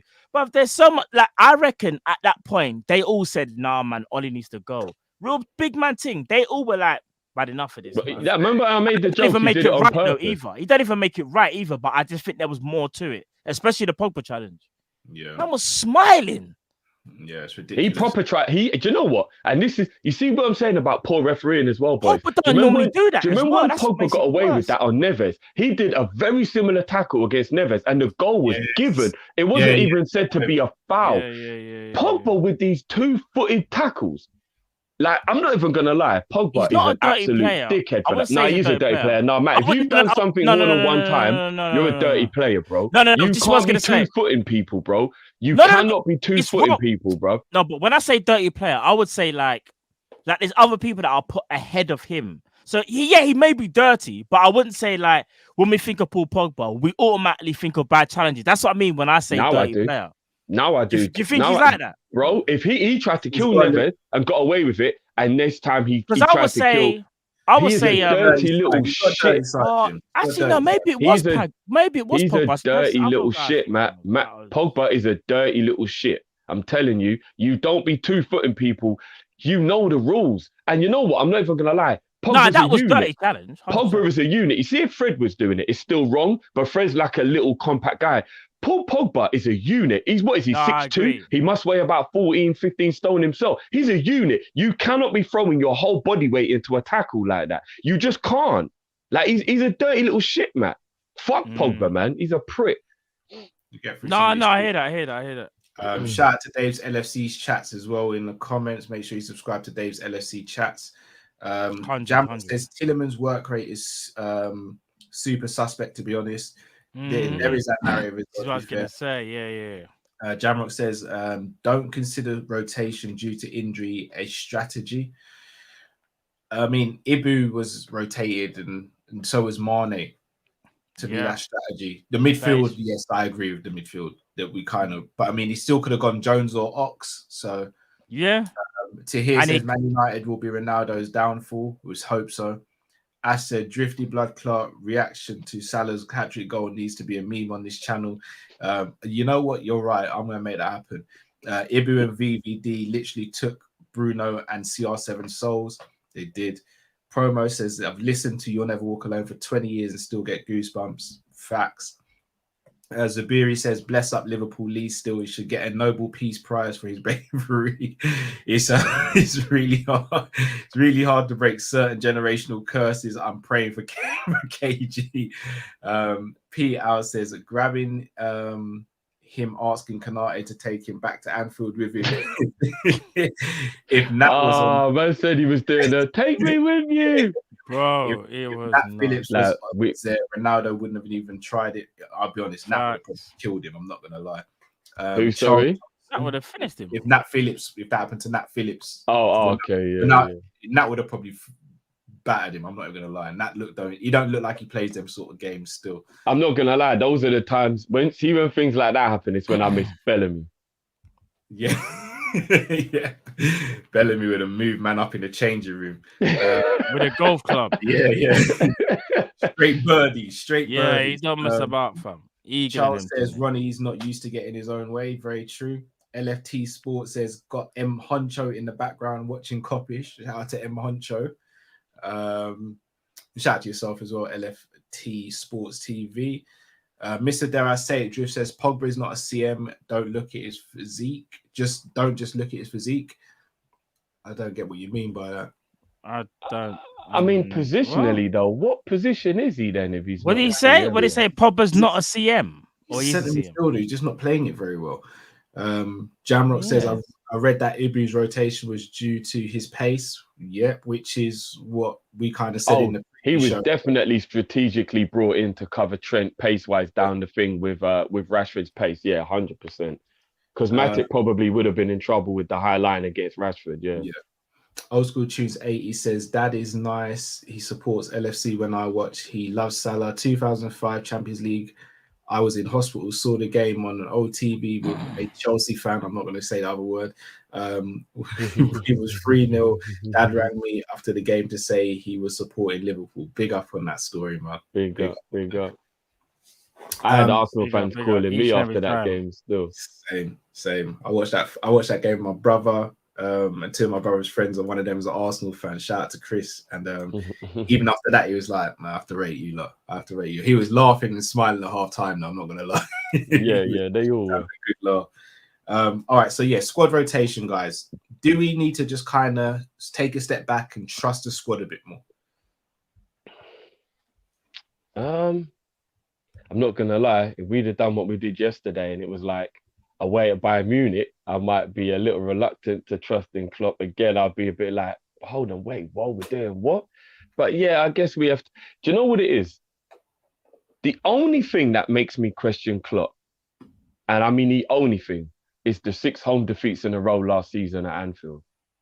If it wasn't for that, I would not doubt Klopp with anything. But what he did during that time was crazy. I can't believe that he just continued to go with something that wasn't working and didn't do anything to stop it. And that rot was horrible. We all remember that. That was the darkest time we've ever had under Klopp. Like, that was horrible. And that's the only reason why I get a little bit edgy with him sometimes. But I guess in 5 years, if you've only got like a month and a half spell where you've done stupid things, then I guess I need to hold back and just go, you know, that was what it was. And there was a lot of circumstances as well. We had lost his mum recently and stuff. So there was a lot of extenuating circumstances. So I think that's the only thing that can, and plus you lot already know me as well. I'm just an ever pessimist when it comes to football, which is weird because I'm not like that in my normal life. But when it comes to football, I feel like it's because I'm out of control as well. Like there's nothing I can do about it. I just got to put my faith in these boys and hope they don't let me down with the thing I care about more than most. So I think that's all it is with me and Klopp. I'm super skeptical anyway. You lot saw me yesterday. Until it was 4-0, I was still thinking, there's somehow Man United are going to get a jammy goal and come back into this game. Like, do you know what I mean? Like, yeah. So even when it was 5-0, Ronaldo scored that goal, man, at 5-1, in my head, I'm thinking, nah, surely not. Surely not. We know, me and Matt know this. Do you know? Jamrock, just to clear up. So the question I'm really asking is, do we as fans need to sometimes take a step back and say, even though they're not playing the players that we're used to seeing, especially Liverpool, because we've been so used to seeing a certain 11, do we need to step back and say, yeah, we might actually need to analyze why Klopp decides to play those players? And even if it doesn't work, just know there's a strategy behind it because he's such a good manager. So Matt, again, that same question to you, bro. Sorry, repeat that question. Sorry, let's quickly finish something. Yeah, so say that again, bro. Literally, so like, obviously, there's certain times where Klopp rotates and he might not necessarily play players that we're used to seeing or players that we as fans would want to see. Yeah. But we know Klopp's a fantastic manager. So even if it doesn't work, he's got a process and a thinking behind it. So do we kind of need to take a step back and analyze why he's made those decisions? Yeah, I think so. Here's the thing, because there's always been this notion of Klopp doesn't like to rotate, always stick with the same kind of 11. And as someone else said in the chat, I think before, like he every now and again, I won't say do something radical, but he'll just, well, maybe it is actually because he will make those changes that maybe you're not thinking about, but he knows, remember, he knows this score better than us. So he kind of knows when they need a break. So him, you know, not playing, starting Mane, probably knew Mane needed a break. Knew Matip needed a break. I know the others are kind of forced upon us, but it's things like that where we have to just stick by him all the time. And we'll probably see another different start 11, obviously tomorrow, on Wednesday, in our cup game. And even probably the weekend, like we're going to see some changes. And I think he always kind of did stress that, like, when it comes to like the business sort of time of the season and around November, like December times, you're going to see changes. He can't play the same starting 11. I think what he was doing as to this point, so far up until the Man United game, he was just trying to get cohesion with maybe a certain group of players, but he kind of knows at a certain point, he has to try and make these changes. If not, players are going to get burnt out. And we don't want to see what happened last season when it comes to, you know, with the centre-backs and the midfield. And talking about midfield, I don't know whether you guys have already covered it, but the midfield is a bit of a worry. And it's maybe not because of potential injuries that are inflicted, you know, by the players themselves, but, you know, it might have been teams. So the Milner thing, I guess you could put it down to maybe that's muscle fatigue. Naby Keita was assaulted by Paul Pogba. Thiago, again, that's another maybe. That's a muscle injury. So he kind of does know, like, Raj, you know, at some point I have to change it. It's just that sometimes we even think ourselves, like, was this the right time to do it? And I think maybe Drift did have I understand Drift's, like, concern on the weekend when he was like, boy, I don't know about these changes. But then I was like, no, but bro, like, we kind of need to rotate at some point. And I remember Drift was like, without going into detail, he was like, no, but for this game. And I was like, that's true. I said, it is a risk, though. It actually is a risk because it's Man United. But then look what happened. So We just got to trust in Klopp more. I think. You know what? To make it easier for everyone to understand, I'll just justify in about 30 seconds what my concerns were, rather than it just being aimless. The midfield concern was without Fabinho, there was like a possibility that they could get for our midfield, which I was proved wrong again. I'll hold my hands up. And I was worried there'll be no creativity. Again, Naby actually stepped up and did what he's actually capable of, instead of playing what Matt suggested could be the new Genie role, where he wasn't doing creative stuff and running forward and doing any of that. He was putting a handbrake on himself a lot. So that was my midfield concern. My defense concern was that Ibu was coming in too cold. He's got no game time, and then all of a sudden he's just at Old Trafford, the place that's very easy to become intimidated in. That was a massive worry for me with Ibu coming in. Not his ability, just he's cold, and then all of a sudden he's just in a cauldron of fire, let's bang. And no Mane playing was Jota's been out of form. And again, you lot know I love Jota, so it's nothing against Jota, but Jota has been out of form. And I was just thinking, OT, a big game like this, Mane's in form, Jota's out of form, and you pick the out of form player. That's a strange decision. Again, it was nothing to do with his ability. You lot know I love Jota, but Jota's been out of form. So that was what my concerns were. They weren't aimless. I wasn't just reckless. I wasn't just being a dickhead about it. Like, I was looking at each thing and thinking, oh, do you get what I mean? And I'm sure you lot get what my concerns were based on those three things. I understood it. Do you get what I'm saying? I understood it. I understood it at the time, and I was like, no, it is a gamble. I said the main one that for me that I was more concerned about, funny enough, was Ibu. Even though I said I wouldn't have stopped, I wouldn't have.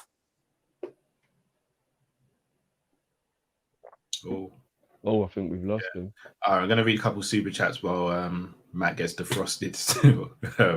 Kadir says, "What are you people trying to tell that? Are you trying to tell me that people don't support Liverpool by choice? I'm gonna be real. When it comes to my little ones, if they are Liverpool supporters in the future, it wouldn't necessarily have been by choice. They would have. They've been honed into it from a very young age. Like Robbie already at 3 months knows the Bobby song pretty well ahead of other nursery songs. So shout out to the 1892 Reds podcast. Make sure you check them out. Matt looks like Ollie at 5. He actually does. He actually does. He actually does. Shout out to the 1892 Reds podcast. Go check them out and subscribe to them as well, people. We lost him. Dinesh says, evening, gentlemen. Cal can calling you out on the football terrace. You need to say it with your chest. We're winning the league. Let's have positive vibes. All right, so I can't do that because I don't believe it in my heart. Like, I do see Man City pipping us to the league. Not that we're all going to be far away. I think Man City are the team this season to win it. But I'd love to be proven wrong. Look, if I'm proven wrong and you guys meme me up, and that means we've won the league, so I'll be all up for it. Like, I'll happily be a meme. I'll happily be clicked up and he'll even trim the goatee, guys. No, I won't do that. You lot always, I give you an inch and you man want a mile, bro. Mr. Dare Say just says, have you man seen Sepp's pace in the championship? That's Sepp Vandenberg. I haven't, no. I never knew. He's not slow. Less said on it, the better. I don't want to come across as biased towards it. Abdi Rashid says, hey, what's up, guys? No Matip, no Fabinho, no Mane, not starting, no problem. I think we have another training ground now. Konate was a beast. Any updates on Naby? Nothing on Naby. Nothing on Naby, which is a little concerning, but I'm hoping that everything's all right and there's nothing bad to report. Old School Tunes 8 says, Simon Phoenix, hashtag Matt. I don't. Demolition Man. Oh. Where did he snap? With the do-rag, isn't it? So in terms of squad rotation, obviously we still do need a couple players if we're going to have the perfect quote-unquote squad. But is the squad that let's put it this way, Drift, going into the season, you're probably the most concerned out of me, you and Matt. How are you feeling now of our squad depth and what we've shown so far this season? And I'm not saying you being concerned was unjustified. I don't think it was at all. Yeah. No. I'm still worried, bro, because I'm looking at the midfield now as an example, and we're dropping like flies, Cal. You think we're a war, bro, and every man who just gets up just getting sniped, and then it's like, oh shit, we're running out of soldiers here. Like Millie, at his age might take longer to recover, and we don't know how long it is. Was it his calf he was holding, or whatever it was? Like, I think. was it his hamstring? Yeah. So we've got Millie now. We don't know how long he's going to be out, and he was getting rinsed as it was, and he shouldn't have been at his age. You've got Fabinho now. We don't know what the situation is there. Thiago, obviously, we don't know what the situation is there. Naby, we don't know what the situation is there. So at the moment, Ox, Jones, and Henderson are actually the only fit midfielders, and that is a very weird midfield. Like, if you actually look at that as a midfield, I think Fabinho is going to be back for the next game, if I'm not mistaken. I hope so. Well, not the Preston game, but the next league game. Yeah, I hope so.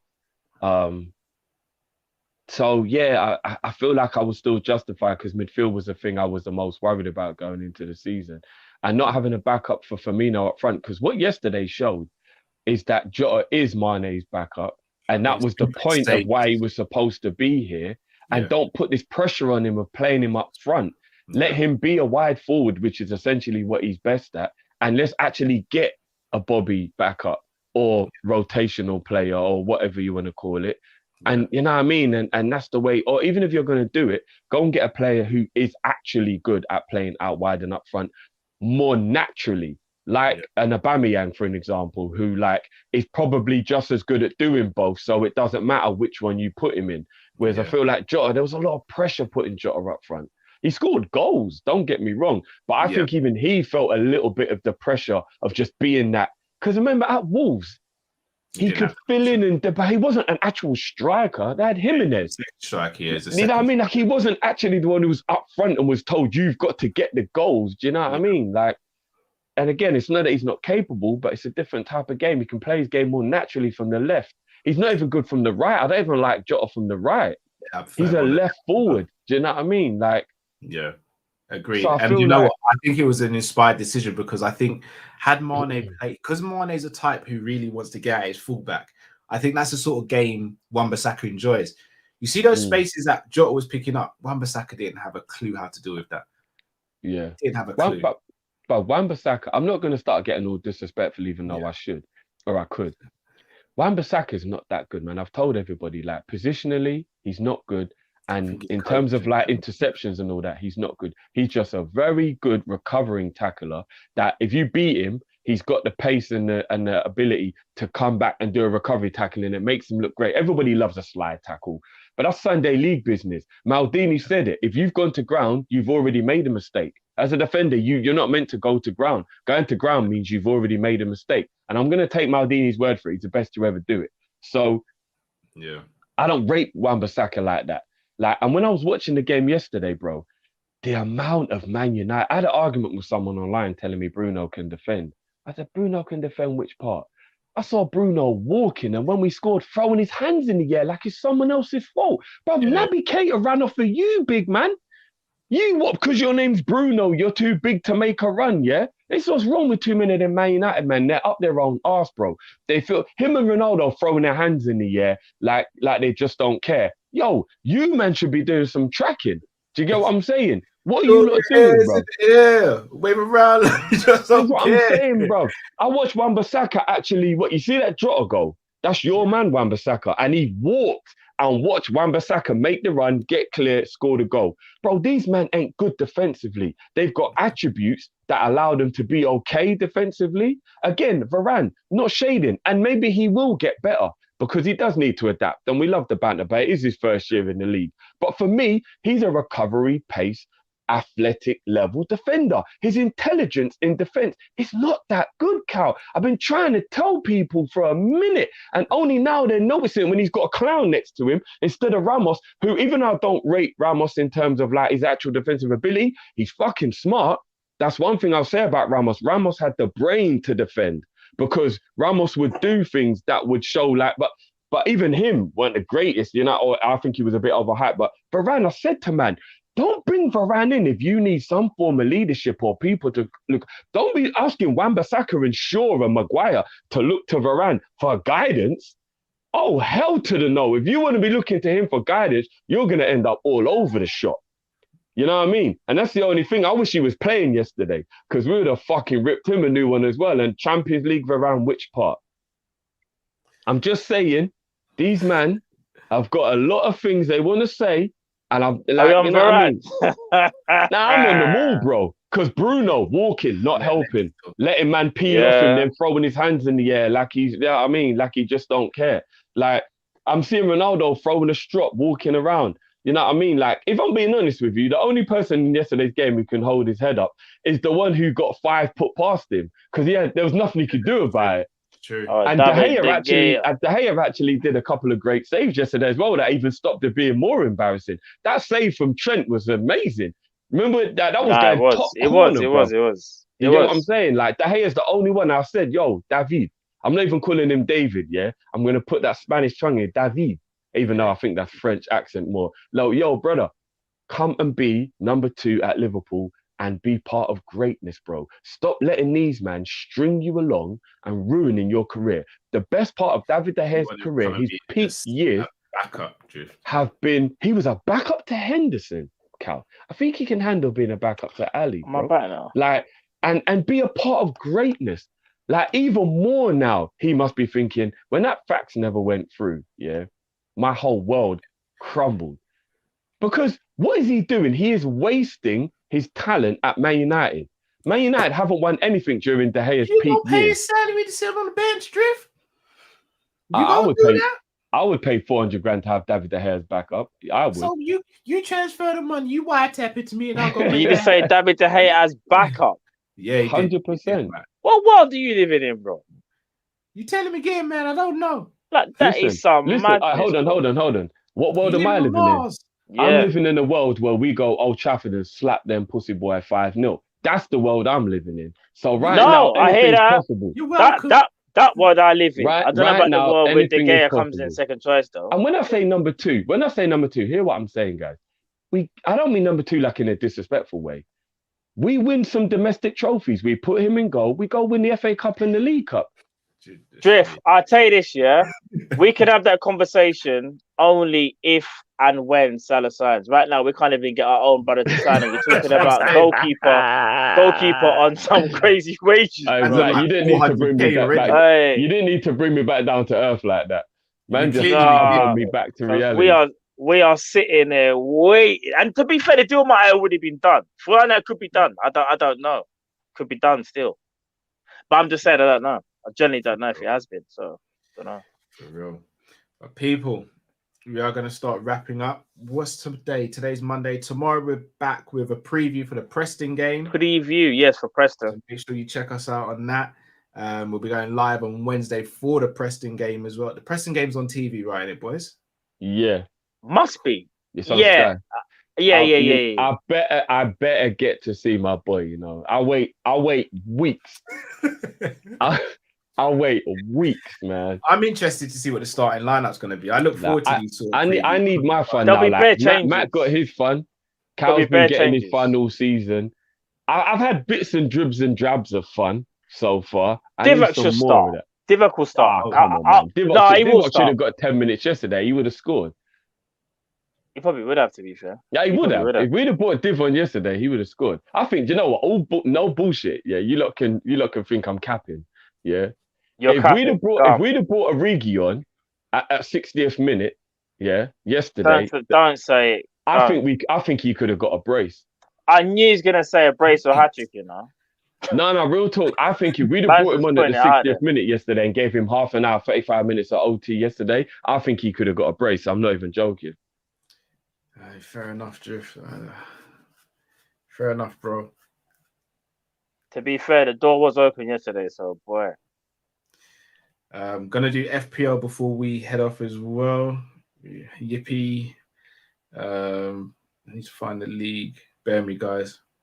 Yeah, I've actually fully come out of the thing because I'm not even using my Actually, do you want me to bring it up? Do you want me to bring it up? If you can. Give me 1 sec. Give me literally 30 seconds. Let me come in and come back out. I'm gonna do something quick. Cool. Is this the part where Scoop's sweating? I haven't actually checked the league, so I don't actually know. Trying to see. Hold on. All right. I'm gonna share the screen so you guys can see it. Oh, Matt came out for no. Are you gonna? Yeah, Matt's gonna be livid with me still. He's gonna be livid. He's like, Carl came out for no reason. Yeah, he's gonna be livid. He's gonna be livid. All right, guys, so you can see that, yeah. Oh, Scoop's all right, man. He's Scoop actually is extended his still league by 3 points. So He's Scoop is extended top, his league. 668 points. Take it easy, El Eze. Mark A's gone up to second place on 658. Wow. Mark was about seventh, wasn't he? I think he was ninth last week. Hey, that is 101 points. That is some gang business. Man must have triple captain Mo yesterday. Yeah. Tika Mo Salah says is in third place on 657, so very close. Coppers on 650. Mo Mane, Mo Problems, big name there. Look how many men got over 100 points. They were sourcing yesterday. Yeah. No, they were. Shaq I only got 80 this week. I only got 79. Yeah, I'm not even saying. Do you know what? No, you got you got like nearly 100. What are you talking about? Did I? Yes. I like I know how the points work per se, especially like it's the amount of saves and stuff. But can someone explain to me how I got 10 points for Martinez, even though he got packed 3 times? Oh, I don't know. Because I didn't know you got a penalty save point if it still went in, because Aubameyang scored the rebound. And I'm thinking, hold on, how did I get 10 points for Martinez and he let in 3 goals and the penalty still ended up in the back of net? I was kind of confused at that still. Obviously I ain't complaining, but no, I hear that. Yeah, no, Cal got 90 points and he's saying he didn't do that. No, I must have looked at something else then, because yeah. No, I had a good week then. I had a good week. Yeah, a very good week. I needed that still. 40-year-old Virgil's on 654 along with Shaq 28.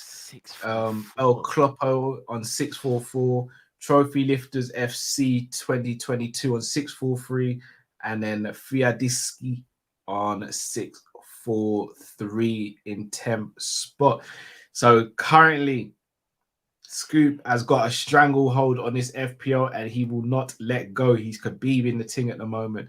Can anyone catch Scoop? That is the question. People are saying even though the rebound went in, you still get the save. You still get the point for the save. Fair enough. I know. If you face a certain amount of shots, you get a bonus point for the saves as well. Like no matter what. Still, yeah. So yeah. But I just thought because he let in 3 goals, because you get minuses for letting in goals. So I'm thinking, how did I get 10 points for Martinez when he let in 3 goals? But yeah, fair dues.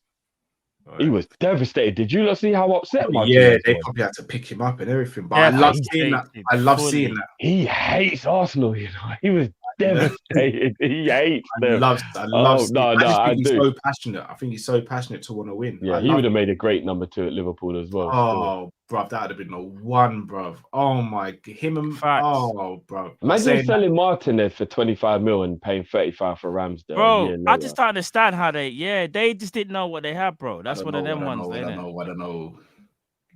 don't know. But people, I'm going to ask you, smash the like button if you haven't already. Subscribe if you're new to the channel. Matt Drift, anything you want to say before we take the people out? Yeah, I just want to quickly show them this is the best picture I've seen all day. That is life right there, That is hard. I swear down. I hope he's got another jersey though, because that one has got a lot going on. No, but you know what, bro? He can wear that forever, bro. That will never not be needed. No, for real, but I kind of hope he's got a next one though. Like, but even still, that is at £100 a pop. I doubt it. Yeah, for real. That is mad. I'm not gonna lie. They are ridiculously expensive. Hey, big up you sent that. I think that was FPL Boat at Anfield. Yeah. Safe for sending me that, bro. Ghost just said that's his dad.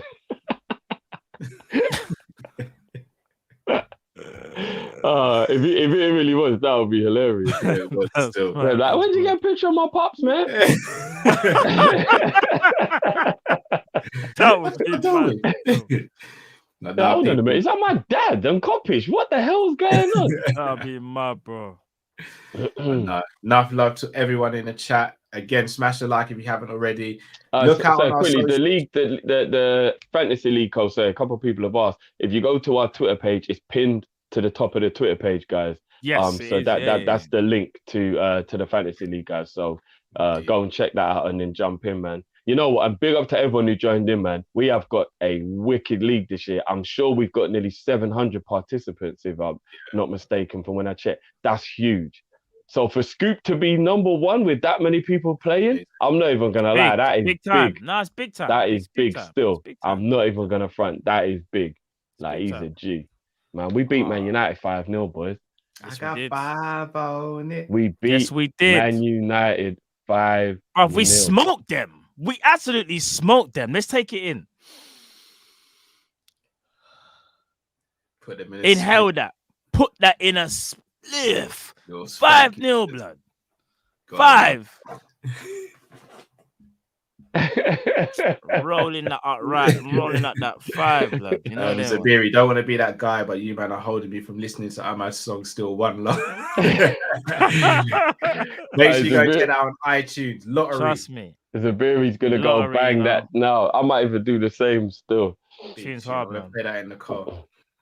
But people, enough love to you all. Thank you all for your support. And until tomorrow, stay safe, stay blessed. We are Kop-Ish and we are. Oh no, Cal. Sir. I deliberately delayed, sir, bro. I deliberately delayed the viewers review show because I wanted to give everyone one last opportunity. We've got quite a few this year, and some of them are joke.